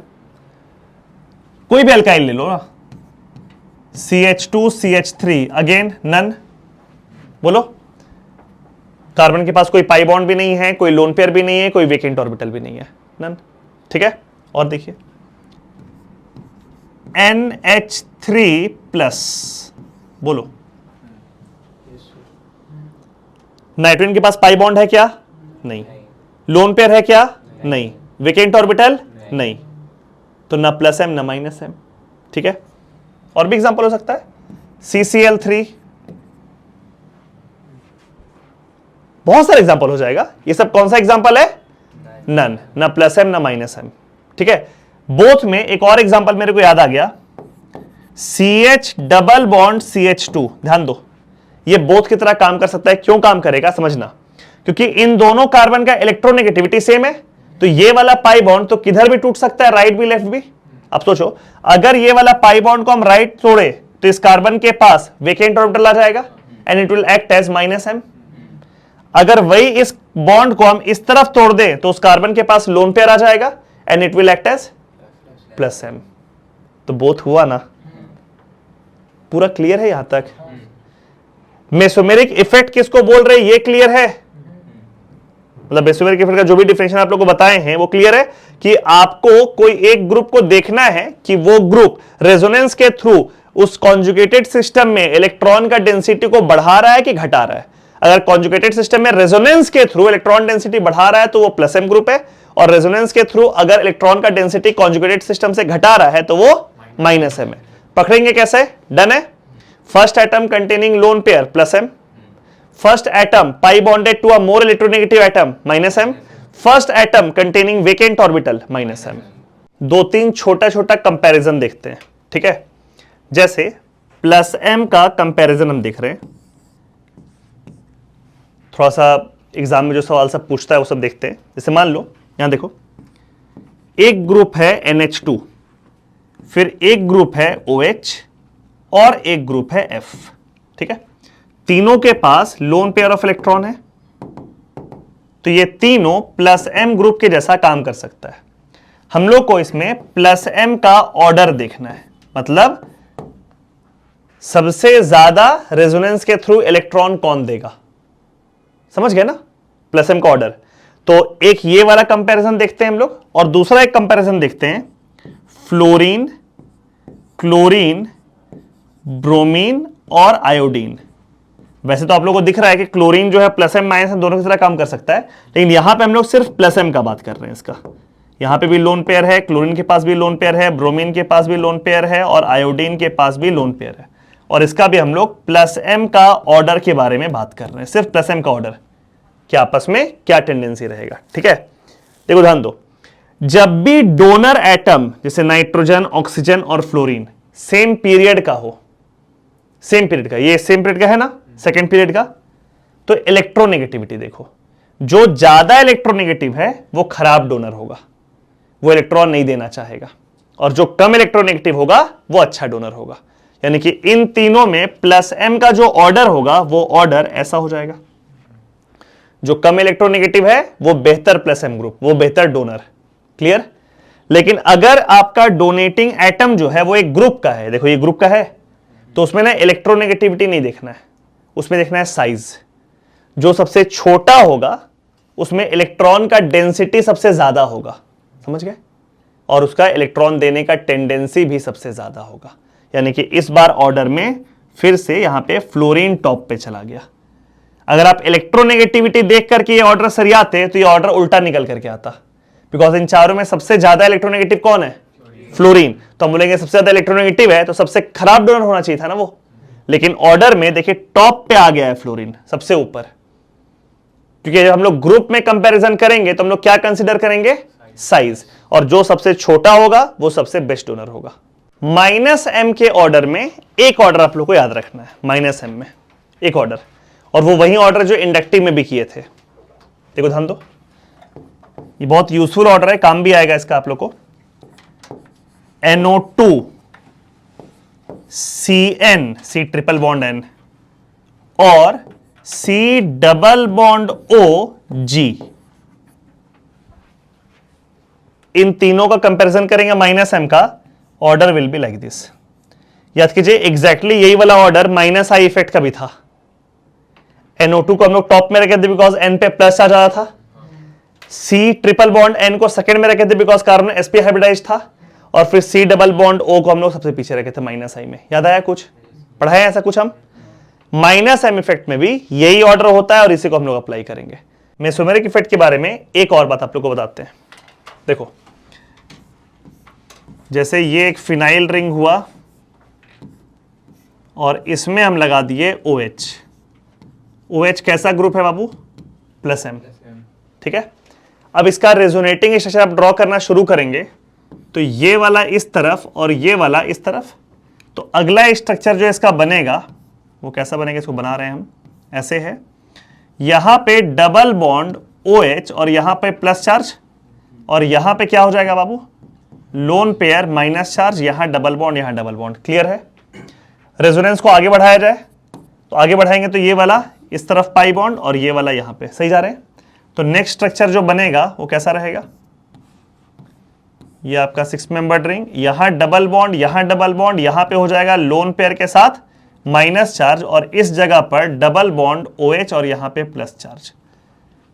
इसके आगे फिर आप बढ़ाओगे तो अगले स्ट्रक्चर में माइनस चार्ज यहां आ जाएगा, बोलो, और फिर वापस वहां चला जाएगा। ठीक है? इसमें क्या होता है ना, जैसे मान लो कि यही वाला स्ट्रक्चर है या कोई भी ऐसा स्ट्रक्चर है कि बेंजीन रिंग बना हुआ है और यहां पे एक ग्रुप एक सब्स्टिट्यूएंट लगा हुआ है, तो ये वाला पोजीशन को हम लोग क्या बोलते हैं? Ortho position. ये वाला पोजीशन को क्या बोलते हैं हम लोग? Meta position. और ये वाले पोजीशन को हम लोग क्या बोलते हैं? Para position. सब लोगों को पता है ये बात? आप गौर से देखिए, जब ये +m इफेक्ट अपना शो कर रहा है OH, तो एक बार ऑर्थो पोजीशन पे माइनस आ रहा है, फिर एक बार पैरा पोजीशन माइनस आ रहा है, फिर अगला रेजोनेंस करोगे तो फिर ऑर्थो पे आएगा। मेटा पोजीशन पे कोई भी माइनस चार्ज नहीं आया, नहीं आया ना? तो हम लोग ऐसा कह सकते हैं क्या कि +m इफेक्ट के वजह से ऑर्थो और पैरा पोजीशन जो होता है उस पे इलेक्ट्रॉन का डेंसिटी बढ़ता है, लेकिन मेटा पोजीशन पे इलेक्ट्रॉन का डेंसिटी नहीं बढ़ता है, उस पे कोई चेंज नहीं हुआ। ये बात बुझाए आप लोग? क्या बोले हम? जैसे ही बात समझो, इंडक्टिव इफेक्ट जो होता है वो हर पोजीशन पे अपना इंपैक्ट करता है, लेकिन जैसे जैसे डिस्टेंस बढ़ता जाता है वैसे वैसे उसका इंपैक्ट कम होता जाता है। ठीक है? मेसोमेरिक इफेक्ट वैसा नहीं है। मेसोमेरिक इफेक्ट में क्या होता है कि आप, ऐसा नहीं कि वो डिस्टेंस डिपेंडेंट है, नहीं, वो किसी पोजीशन पे करेगा, दूसरे पोजीशन पे भी करेगा और दोनों में बराबर करेगा, भले वो नजदीक हो या दूर हो, और किसी पोजीशन पे बिल्कुल भी नहीं करेगा।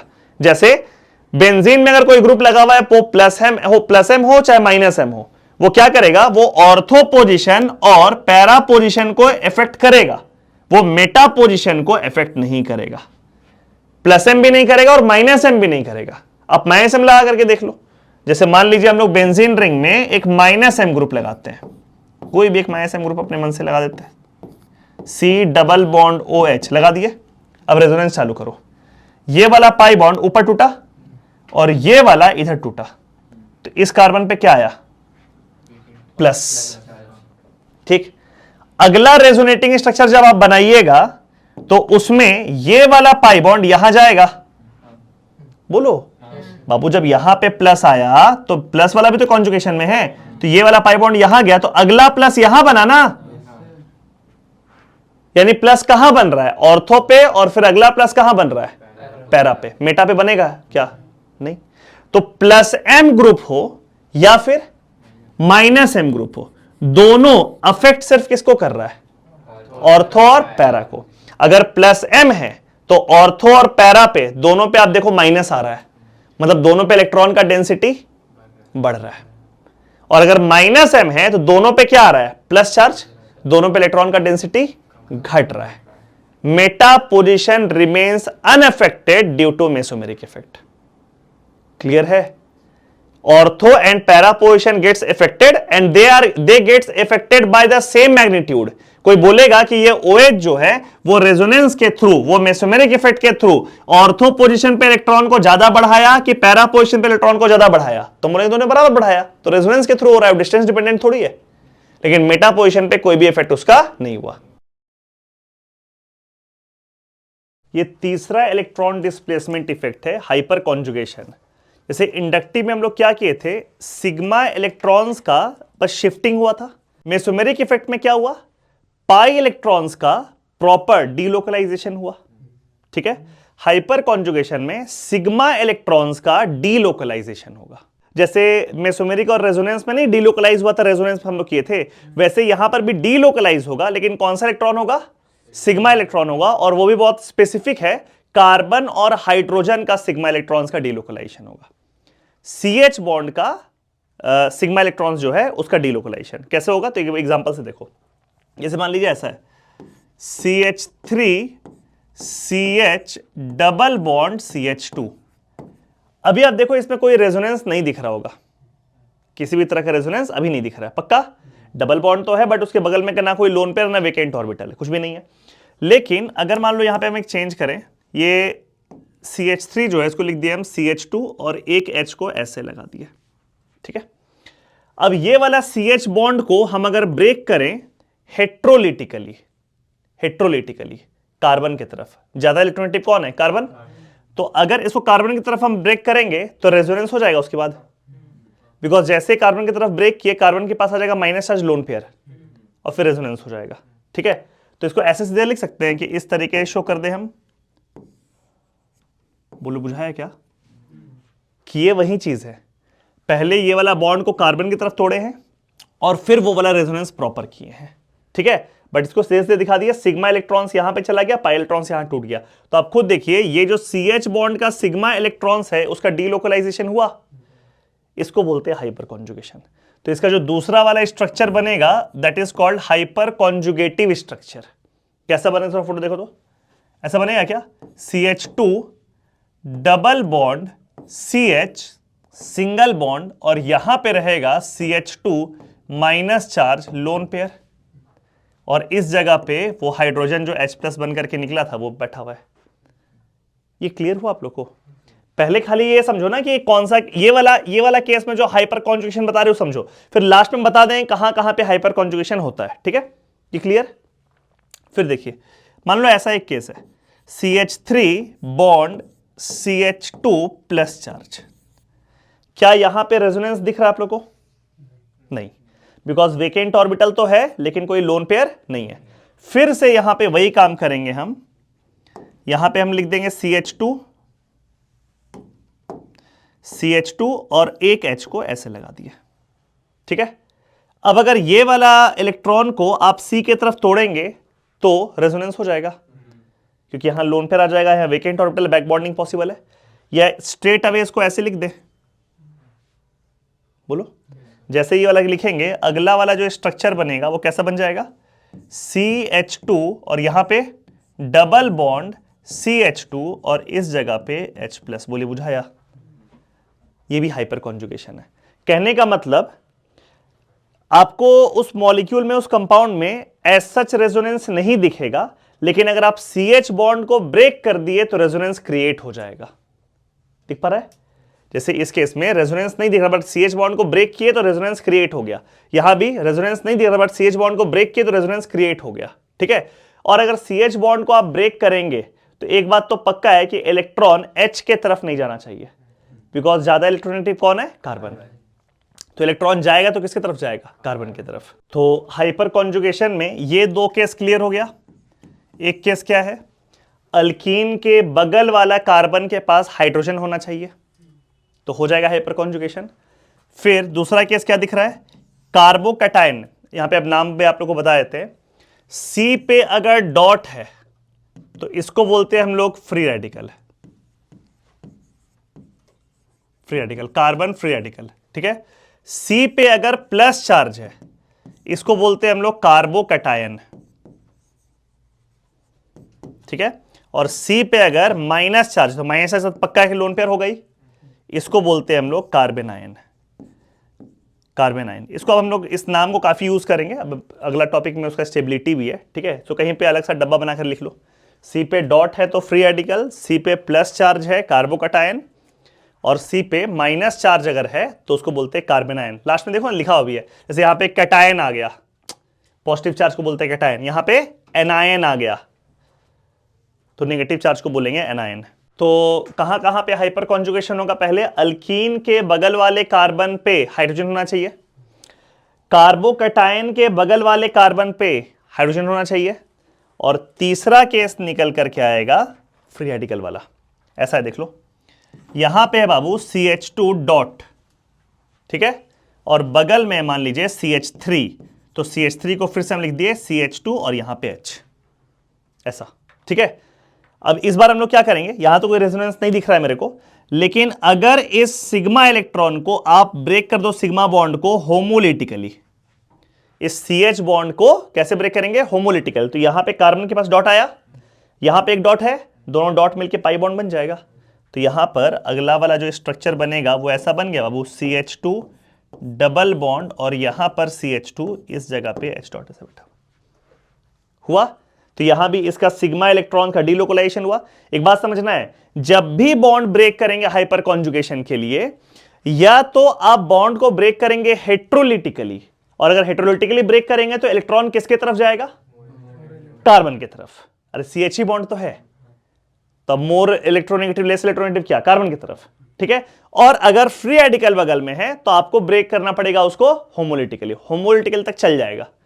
लेकिन कोई अगर ये एक्सपेक्ट करेगा कि सर इलेक्ट्रॉन को H के तरफ तोड़ दीजिए, तो ये पॉसिबल नहीं है। विच मीन्स कि अगर हम लोग ऐसा फोटो बनाएं, CH3 और यहां पर CH2 minus charge carbon ion में, तो यहां पर किसी भी तरह का हाइपर कॉन्जुगेशन नहीं होगा। दिख पा रहा है?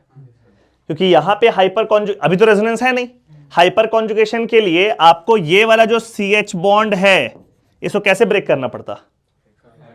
H के तरफ। क्योंकि अगर इसको आप H के तरफ ब्रेक करते तब ना ये वाला इलेक्ट्रॉन यहां पे पाई बॉन्ड बनाता।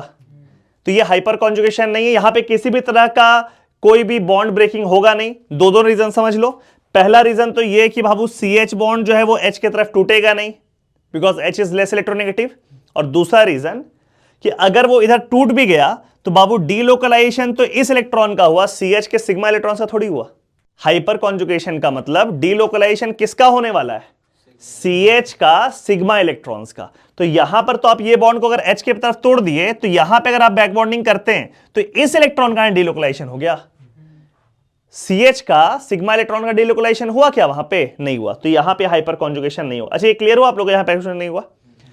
कार्बेनायन वाले केस में बगल वाले कार्बन पे अगर H है भी तो वहां पे हाइपर कॉन्जुगेशन नहीं होगा, क्योंकि ये वाला CH बॉन्ड H के तरफ हेट्रोलिटिकली ब्रेक नहीं करेगा। तो हाइपर कॉन्जुगेशन सिर्फ 3 केस में होता है। कहां कहां पे? पहले इसको याद कर लेते हैं फटाफट हम लोग। अल्कीन के बगल वाले कार्बन पे H होना चाहिए, ठीक। दूसरा, कार्बोकैटायन के बगल वाले कार्बन पे H होना चाहिए, और तीसरा, फ्री रेडिकल के बगल वाले कार्बन पे H होना चाहिए।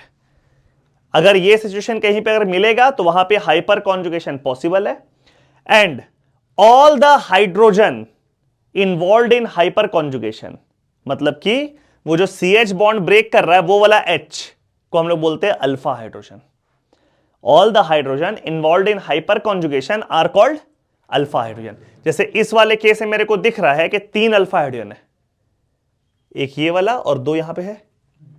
अरे CH3 था ना, तो वो तीनों H एलिजिबल हुआ ना हाइपर कॉन्जुगेशन के लिए, तो कितना अल्फा H हुआ? 3। इस केस में भी कितना है? 3। इस केस में भी 3। ये तो सिंपल केस हम बनाए इसलिए, अभी तो अलग अलग कॉम्प्लिकेट केस रहेगा। तो अल्फा H समझ गए? All the hydrogen that can show hyperconjugation, अपना बॉन्ड को तोड़ करके, they are called alpha hydrogen. इस हाइपर कॉन्जुगेशन का ना एक दो ऑल्टरनेट नाम होता है, मतलब वो कुछ वैसा बहुत इंपॉर्टेंट नहीं है, लेकिन इस तरह क्वेश्चन नहीं आता है कि इन चारों स्टेटमेंट में से कौन सा स्टेटमेंट सही है या कौन कौन सा स्टेटमेंट सही है। तो उस तरह के क्वेश्चन में हो सकता है कि आपसे पूछ दे। तो एक नाम इसका होता है no bond resonance. No bond resonance. No bond resonance क्यों हो रहा है? बिकॉज आपको दिख रहा होगा CH बॉन्ड का टूटने के वजह से रेजोनेंस हो रहा है, और CH बॉन्ड का अगर टूट गया बॉन्ड, मतलब CH के बीच का बॉन्ड टूट गया, तो कार्बन हाइड्रोजन के बीच में कितना बॉन्ड है? No bond. नॉर्मली आप सोचो रेजोनेंस जो आप लोग पढ़े हैं पूरा, उसमें क्या कभी कोई एटम पूरा डिटैच हुआ था? नहीं। बट हाइपर कॉन्जुगेशन में ये एटम पूरा का पूरा मॉलिक्यूल से डिटैच हो रहा है ना, तो उन दोनों के बीच में कितना बॉन्ड बचा? 0। इसलिए उसको क्या बोलेंगे हम लोग? No bond resonance.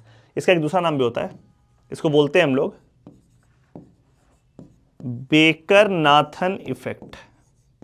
ये साइंटिस्ट के नाम के ऊपर है, जो साइंटिस्ट इसका इजाद किए थे, बेकर नाथन इफेक्ट। तो ये इन सब चीजों का इंपॉर्टेंस अब वही है कि अगर मान लो आपको बोल दिया इन चारों स्टेटमेंट्स कौन सा सही है, और आपको एक लाइन लिख दिया कि hyperconjugation is also called no bond resonance या बेकर नाथन इफेक्ट, तो आपको होगा जानकारी, जो टिक करोगे इस ऑप्शन को। देखिए बहुत बेसिक लेवल पे क्वेश्चन पूछता है कई बार कि अल्फा हाइड्रोजन कितना है किसी मॉलिक्यूल में। जैसे देखो, मान लीजिए ऐसा एक स्ट्रक्चर हम बनाएं, ऐसे बनाएं, ऐसे कर दिया, एकदम बेसिक क्वेश्चन है। आप लोग बताइए इसमें अल्फा हाइड्रोजन कितना है? अल्फा H समझ गए ना किसको बोलेंगे? अल्कीन के बगल वाले कार्बन पे कितना H है, ठीक है? तो ये अल्कीन हो गया, ये वाला कार्बन का बात हो रहा है और ये वाला कार्बन का बात हो रहा है। इस पे 2 बॉन्ड बना हुआ है तो 2 हाइड्रोजन और होगा, इस पे भी 2 बॉन्ड बना हुआ है तो 2 हाइड्रोजन और होगा। तो कुल मिलाकर के कितना अल्फा H हो गया इसमें? 4। ठीक। अगर बगल में एक दूसरा हम बना दे केस, ऐसा दिख दे, अब बताइए कितना अल्फा H है? इस अल्कीन के बगल में कार्बन कौन कौन सा है? ये कार्बन है, ये कार्बन है और ये कार्बन है, बोलिए, है ना? वही ना है अल्कीन के बगल वाला कार्बन, उस पे H कितना कितना है? तो इस पे CH2, इस पे CH2 और इस पे CH3, कुल मिलाकर कितना हो गया? 7 अल्फा H। ठीक है।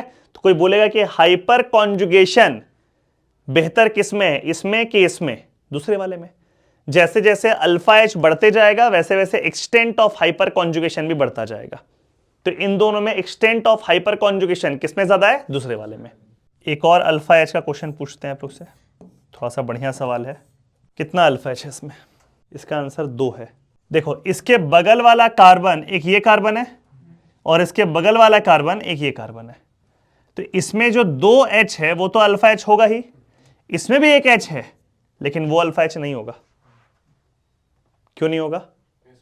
क्योंकि अगर इस वाले H को हटा करके आप हाइपर कॉन्जुगेशन करने के लिए जाएंगे तो डबल बॉन्ड यहां आ जाएगा जो ब्रेड रूल को वायलेट कर देगा। दिखा क्या? तो ये वाला H को हम लोग क्या बोलेंगे? Not alpha H। ये अल्फा H नहीं है। तो इसमें नंबर ऑफ अल्फा H कितना हो गया? 4, इसमें 7 अल्फा H, इस वाले केस में 2 अल्फा H। तो ऐसे कोई भी अल्कीन अगर आपको हम देंगे और अल्फा H निकालने के लिए बोलेंगे, निकल जाएगा। फिर एक चीज देखो, मान लीजिए ऐसा आ गया CH3 और यहां पे है CH2 plus charge, 3 alpha H है, ठीक है 3 अल्फा H। और बगल में दूसरा मॉलिक्यूल बना रहे हैं CD3 CH2 प्लस चार्ज। तो यहां पे अल्फा H नहीं है, अल्फा ड्यूटेरियम है, कार्बन का आइसोटोप। बोलो, कार्बन क्या क्या लिख दिए हैं? ड्यूटेरियम, विच इज कार्बन का आइसोटोप। तो यहां पर भी हाइपर कॉन्जुगेशन होगा और यहां पर भी हाइपर कॉन्जुगेशन होगा, बिकॉज ड्यूटेरियम है तो कार्बन ही एक तरीके से, बस आइसोटोप है उसका। लेकिन एक बात ध्यान रखना, कार्बन हाइड्रोजन का जो बॉन्ड होता है और कार्बन ड्यूटेरियम का जो बॉन्ड होता है, इसमें कार्बन ड्यूटेरियम का बॉन्ड स्ट्रांग होता है, ये स्ट्रेंथ का ऑर्डर है। कार्बन हाइड्रोजन का जो बॉन्ड होता है और कार्बन ड्यूटेरियम का जो बॉन्ड होता है, ज्यादा मजबूत बॉन्ड कौन सा होता है? कार्बन ड्यूटेरियम का बॉन्ड होता है। ठीक है, क्योंकि वो साइज में बड़ा होता है तो बेहतर इलेक्ट्रॉन का उसमें बॉन्ड बनता है, वाइब्रेशन एनर्जी। रीजन होता है प्रॉपर कि H जैसे हल्का है, D जो है वो भारी है, तो हर बॉन्ड में ना वाइब्रेशन हो रहा होता है। ठीक है, तो अगर हल्का वाला रहेगा तो उस वाइब्रेशन की वजह से बॉन्ड टूटने का टेंडेंसी बढ़ जाएगा, और अगर भारी हो जाएगा तो वाइब्रेशन की वजह से बॉन्ड टूटने का टेंडेंसी कम होगा। तो बॉन्ड स्ट्रेंथ में CD बॉन्ड का स्ट्रेंथ ज्यादा होता है, और आपको पता है हाइपर कॉन्जुगेशन के दौरान आप लोग को ये CH बॉन्ड तोड़ने का जरूरत पड़ता है। तो ये बताइए, ये वाला बॉन्ड आसानी से टूटेगा कि ये वाला बॉन्ड? ये वाला। और जो बॉन्ड इजिली टूटेगा उसमें हाइपर कॉन्जुगेशन भी बेहतर होगा, तो एक्सटेंट ऑफ हाइपर कॉन्जुगेशन इसमें ज्यादा हो जाएगा। This is the extent of hyper conjugation, hyper conjugation. ठीक है, इसको देखिए, बेंजीन रिंग में मान लो हम यहां पे लगा देते हैं CH3, क्या यहां हाइपर कॉन्जुगेशन दिख रहा है? बताओ, बेंजीन में लगा हुआ है CH3, हाइपर कॉन्जुगेशन दिख रहा है क्या? हाँ, अल्कीन के बगल वाले कार्बन पे हाइड्रोजन है, तो यहां पे हाइपर कॉन्जुगेशन दिखाई पड़ रहा है। इसमें अगर हम हाइपर कॉन्जुगेटिव स्ट्रक्चर्स बनाएं तो कैसे बनाएंगे? देखो, CH2 एक H ऐसे लगा दें, बोलो, देखना ड्रॉ कर रहे हैं। ये जो इलेक्ट्रॉन है ये यहां पे जाएगा और ये वाला बॉन्ड टूट के यहां आ जाएगा। सही कर रहे हैं?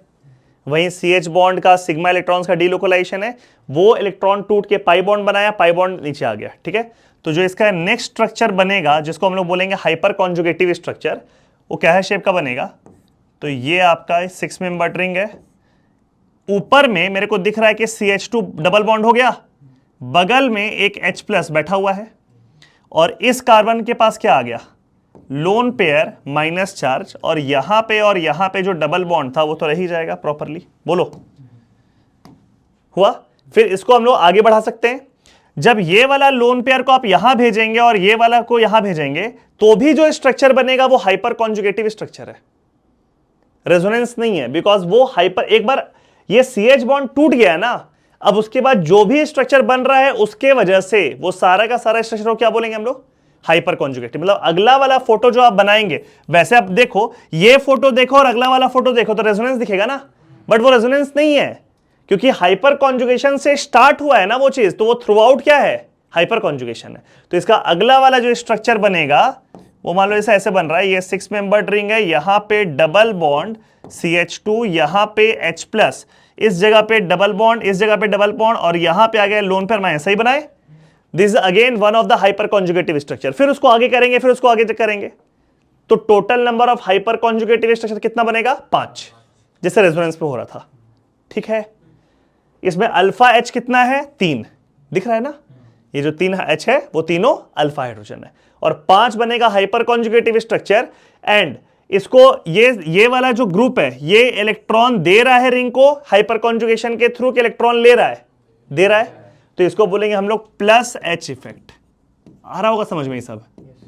जैसे इलेक्ट्रॉन देता है मेसोमेरिक के थ्रू तो बोलते हैं ना +M इफेक्ट, तो वैसे हाइपर कॉन्जुगेशन के थ्रू ये रिंग को इलेक्ट्रॉन दे रहा है तो क्या बोलेंगे इसको? +H effect. ठीक है, और 3 अल्फा H की वजह से प्लस इफेक्ट दे रहा है। और फिर से ध्यान से देखो, रेजोनेंस के जैसा इसमें भी ऑर्थो पोजीशन पे इलेक्ट्रॉन का डेंसिटी बढ़ रहा है, पैरा पोजीशन पे भी इलेक्ट्रॉन का डेंसिटी बढ़ रहा है, लेकिन Meta position remains unaffected. Clear हुआ? तो अगर बेंजीन में आपको दिख जाए एक अल्काइल ग्रुप जिसमें कि कम से कम एक अल्फा H होना चाहिए, तो वहां पर +H इफेक्ट होगा, and due to +H effect electron density increases at ortho and para position. सारा बात क्लियर हुआ? क्या बोले? अगर बेंजीन पे क्या लगा हो रहे? एक alkyl group having at least 1 alpha H। जैसे मान लो कि अगर ये वाला आ जाए, ये रिंग है, और यहां पे ना ऐसा अल्काइल आ जाए, CH3 और यहां पे CH3, तो ध्यान से देखो यहां पे हाइपर कॉन्जुगेशन नहीं होगा ना, बिकॉज बेंजीन के जस्ट बगल वाले कार्बन पे ही H होना चाहिए हाइपर कॉन्जुगेशन के लिए। इसमें इस कार्बन के पास कोई H नहीं है, तो क्या हम बोल रहे हैं कि बेंजीन पे लगा होना चाहिए alkyl group with at least 1 alpha H।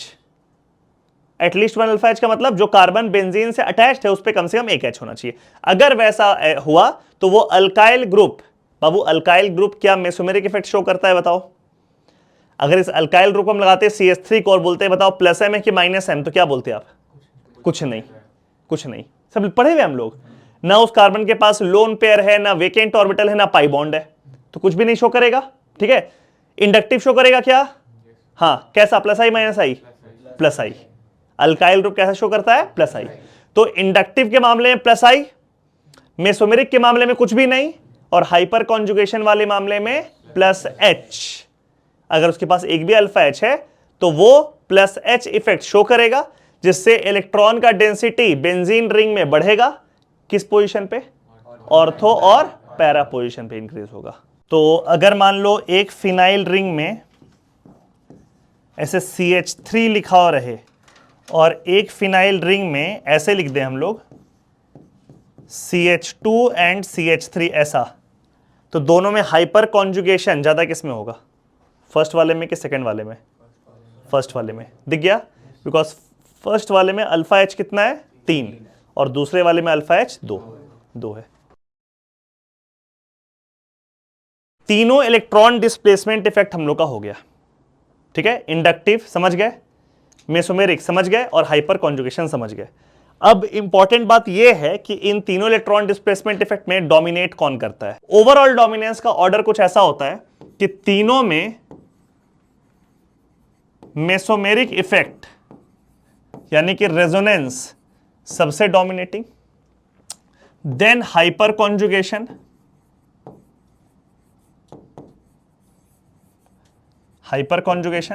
और सबसे पीछे इंडक्टिव। मतलब ताकत में सबसे ज्यादा ताकतवर कौन है? Mesomeric effect. फिर कौन है? Hyper conjugation. फिर कौन है? इंडक्टिव। ठीक है, छोटा सा एक्सेप्शन है इसमें, हेलोजेंस। हेलोजेंस का मतलब fluorine, chlorine, bromine, iodine. Halogens अगर आप देखो तो ऑब्वियसली हाइपर कॉन्जुगेशन तो नहीं कर रहा है।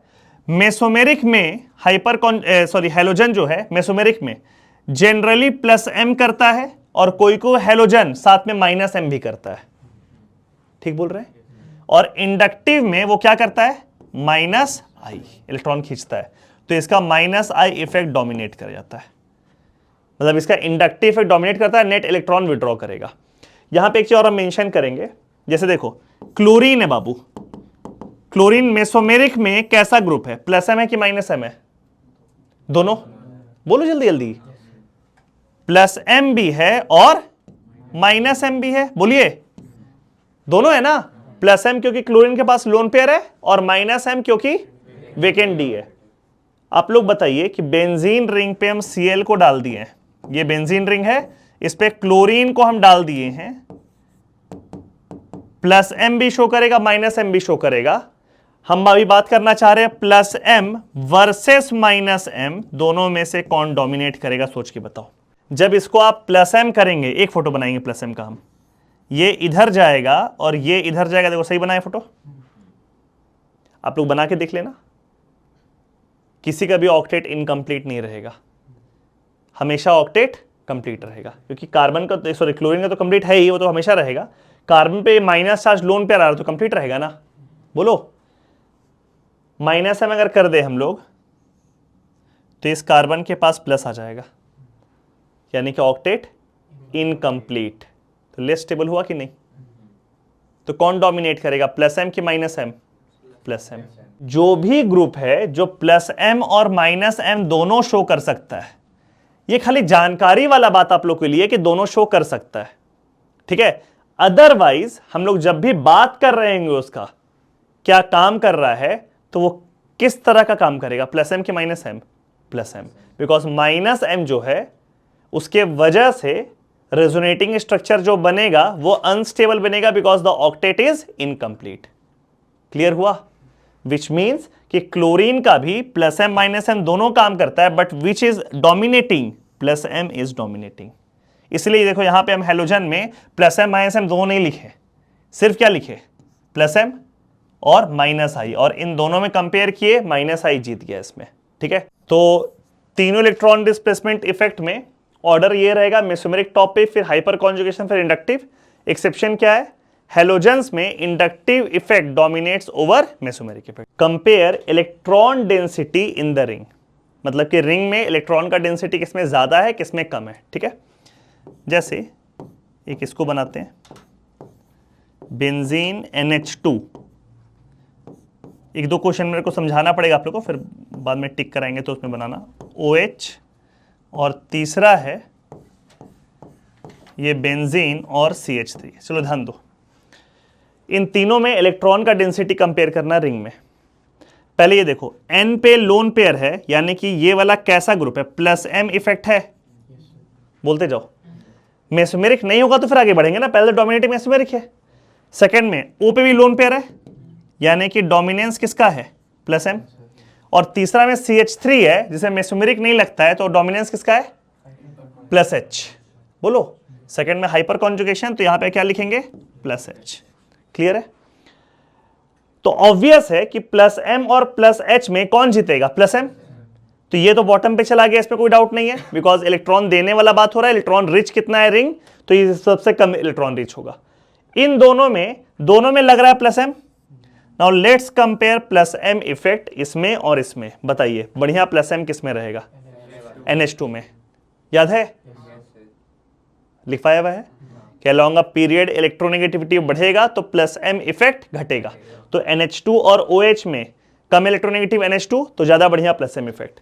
तो सबसे ज्यादा इलेक्ट्रॉन का डेंसिटी इसमें होगा, फिर सेकंड में इसमें होगा और थर्ड में उसमें। तो ये this will be the order. एक ऐसा क्वेश्चन देखें, बेंजीन रिंग में लगा हुआ है CH3, दूसरे में बेंजीन रिंग में लगा हुआ है CH2 CH3, और यहां तीसरे में बेंजीन रिंग पे लगा हुआ है CH3 CH3। इन तीनों में बेंजीन रिंग में इलेक्ट्रॉन का डेंसिटी कंपेयर करना है। सबसे ज्यादा किसमें? फर्स्ट वाले में। दिख गया क्यों? बिकॉज तीनों में मेसोमेरिक तो लग नहीं रहा है, तीनों में हाइपर कॉन्जुगेशन देखेंगे। फर्स्ट वाले केस में 3 अल्फा H, इसमें 2 अल्फा H और इसमें 1 अल्फा H। तो जो ऑर्डर हो जाएगा वो ये हो जाएगा इलेक्ट्रॉन डेंसिटी का हाइपर कॉन्जुगेशन के अकॉर्डिंग। डन है? आगे बढ़े। एक और एग्जांपल देखो, इस बार रिंग में एक में डाल दिए हम NO2, दूसरे केस में रिंग में हम डाल दिए CHO, और थर्ड में हम रिंग पे डाल दिए CN। फिर आपको इलेक्ट्रॉन का डेंसिटी कंपेयर करना है तीनों में। देखिए ये तीनों -M ग्रुप है। अरे ये एल्डिहाइड वाला है, C डबल बॉन्ड OH। दिखा क्या? तो ये तीनों -M है। अब -M का मतलब तो इलेक्ट्रॉन खींचना ना है, तो जो जितना ज्यादा इलेक्ट्रॉन खींच लिया उसमें रिंग में इलेक्ट्रॉन का डेंसिटी तो उतना कम होगा। और हम कह रहे हैं कंपेयर इलेक्ट्रॉन डेंसिटी, मतलब जो जितना कम खींचेगा उतना ज्यादा इलेक्ट्रॉन का डेंसिटी होगा रिंग में। आया समझ में? तो इन तीनों में सबसे खराब -M कौन है? ये। तो इसमें रिंग में इलेक्ट्रॉन का डेंसिटी सबसे ज्यादा होगा। क्लियर हुआ? तो ऑर्डर क्या निकल के आएगा? B में इलेक्ट्रॉन का डेंसिटी सबसे ज्यादा, फिर मेरे को लग रहा है कि C होगा और सबसे पीछे A होगा। बोलो सही बना रहे? बिकॉज NO2 सबसे तगड़ा -M ग्रुप है, तो अगर सबसे तगड़ा -M है इसका मतलब इलेक्ट्रॉन तो पूरा सुखा दिया होगा रिंग से, तो उसमें इलेक्ट्रॉन का डेंसिटी रिंग में सबसे कम होगा। Compare electron density at ortho, Meta and para positions. Question clear है कि एक कंपाउंड हम बनाएंगे, ऐसा बना दिया मान लो, और इसमें लिख दिया हम CH3। ठीक है, इसमें ये वाला पोजीशन ऑर्थो है, ये वाला मेटा है, ये वाला पैरा है। उन तीनों पोजीशन पे इलेक्ट्रॉन का डेंसिटी को कंपेयर करना है, O versus M versus P। Clear? यानी कि ये तीनों में ऑर्डर में आपको सरियाना है कि O greater than M greater than P है कि M greater than O। Clear है क्या बोले? तो आप लोग बताइए इस केस में भी तो हम तो तुरंत बता सकते हैं, बट हम थोड़ा दिमाग लगाओ। ऑर्थो, मेटा और पारा में कंपेयर अगर किया जाए तो सबसे ज्यादा इलेक्ट्रॉन का डेंसिटी कहां होगा? देखो पहले CH3 पे आते हैं हम लोग। मेसोमेरिक तो है नहीं, हाइपर कॉन्जुगेशन है, लगाएंगे भी, और हाइपर कॉन्जुगेशन ऑर्थो पे लगेगा और पैरा पे लगेगा, बोलते जाओ, और दोनों पे बराबर लगेगा, रेजोनेंस के ऐसा। तो ऑर्थो और पैरा पे इलेक्ट्रॉन का डेंसिटी को ये बढ़ा रहा है थ्रू हाइपर कॉन्जुगेशन और बराबर बढ़ा रहा है, और मेटा पे तो नहीं बढ़ा रहा है। तो एक बात तो क्लियर हो गया बाबू कि ऑर्थो और पैरा ऊपर होगा, मेटा बॉटम पे होगा। क्लियर हो गया। अब हम लोग को सिर्फ किस पे कंपेयर करना है, O वर्सेस P। तो O वर्सेस P पे हाइपर कॉन्जुगेशन में टाई हो गया, तो let's go to inductive, because inductive लगता है CH3 में। कैसा ग्रुप है, प्लस आई। तो प्लस आई से ऑर्थो और पैरा पे इलेक्ट्रॉन का डेंसिटी वो बढ़ा रहा है, ज्यादा किसे बढ़ाएगा, ऑर्थो, डिस्टेंस की वजह से। यानी कि इसका एक्चुअल आंसर क्या होगा, O टॉप पे, फिर P, फिर M। ये समझ में आया आप लोग को, तुम बुझाया जी ये वाला, क्लियर हुआ। O और P में तो हाइपर कॉन्जुगेशन की वजह से वो आगे चला ही गया था और मेटा बॉटम पे चला ही गया था। अब O और P में कंपेयर करना है तो हम लोग इंडक्टिव के पास गए और O जीत गया उसकी वजह से। इसको देखिए, फिनाइल रिंग और यहां लगा हुआ है OH। फिर से you have to compare O versus M versus P। ये वाला पोजीशन और ये वाला पोजीशन, ये पहले तो ये देखो कि OH कैसा कैसा इफेक्ट लगाता है, प्लस M लगाता है और माइनस आई लगाता है। डोमिनेटिंग कौन है, प्लस M। तो पहले हम लोग क्या चेक करेंगे, प्लस M। प्लस M के थ्रू ऑर्थो और पैरा पे इलेक्ट्रॉन का डेंसिटी को बढ़ाएगा और बराबर बढ़ाएगा, बिकॉज मेसोमेरिक है। ठीक है, तो ये तो क्लियर हो गया कि O और P आगे जाएगा और M पीछे रहेगा। डन है। अब O और P में कंपेयर करना है तो हम लोग इंडक्टिव के पास जाएंगे, और इंडक्टिव के मामले में तो ये माइनस आई है, इलेक्ट्रॉन खींचने वाला आदमी है, थोड़ा सा कम कर दे रहा है उसका। अरे मेसोमेरिक दे रहा है दोनों को 10-10 रुपया, ऑर्थो को भी 10 रुपया और पैरा को भी 10 रुपया, और इंडक्टिव उसमें से कुछ ले रहा है, कम ले रहा है बिकॉज डोमिनेटिंग नहीं है, कम ले रहा है, लेकिन ज्यादा किससे लेगा, ऑर्थो से। तो ऑर्थो से ले रहा है वो मान लीजिए 4 रुपया, और पैरा से ले रहा है 2 रुपया। तो दोनों को दिया मेसोमेरिक के थ्रू 10-10 रुपया, ऑर्थो से कितना ले लिया, 4 रुपया, कितना बचा, 6 रुपया, और पैरा से कितना लिया, 2 रुपया, कितना बचा, 8 रुपया। तो नेट ज्यादा इलेक्ट्रॉन किस पे रहा, पैरा पे। तो पैरा टॉप पे चला गया, फिर ऑर्थो, और मेटा बॉटम पे गया, क्योंकि मेटा पे तो सिर्फ इंडक्टिव लग रहा था, इलेक्ट्रॉन खींच रहा है, बल्कि नेगेटिव में इलेक्ट्रॉन वहां पे। Done, clear. एक और देखें, ये है मान लो बेंजीन रिंग और इसमें लगा हुआ है Cl। Cl में अभी जैसे हम लोग पढ़े थे ना, इंडक्टिव डोमिनेट कर जाता है, तो खाली इंडक्टिव लगा दो। तो खाली इंडक्टिव लगाएंगे तो Cl तो माइनस आई है ना, तो सबसे ज्यादा इलेक्ट्रॉन किससे खींचेगा, ऑर्थो, फिर मेटा, फिर पैरा। तो इलेक्ट्रॉन का डेंसिटी सबसे ज्यादा किस पे होगा, पैरा, फिर मेटा, फिर ऑर्थो। आया समझ में, बिकॉज Cl में इंडक्टिव डोमिनेट करता है, तो इंडक्टिव के हिसाब से सारा जजमेंट कर लेंगे हम लोग।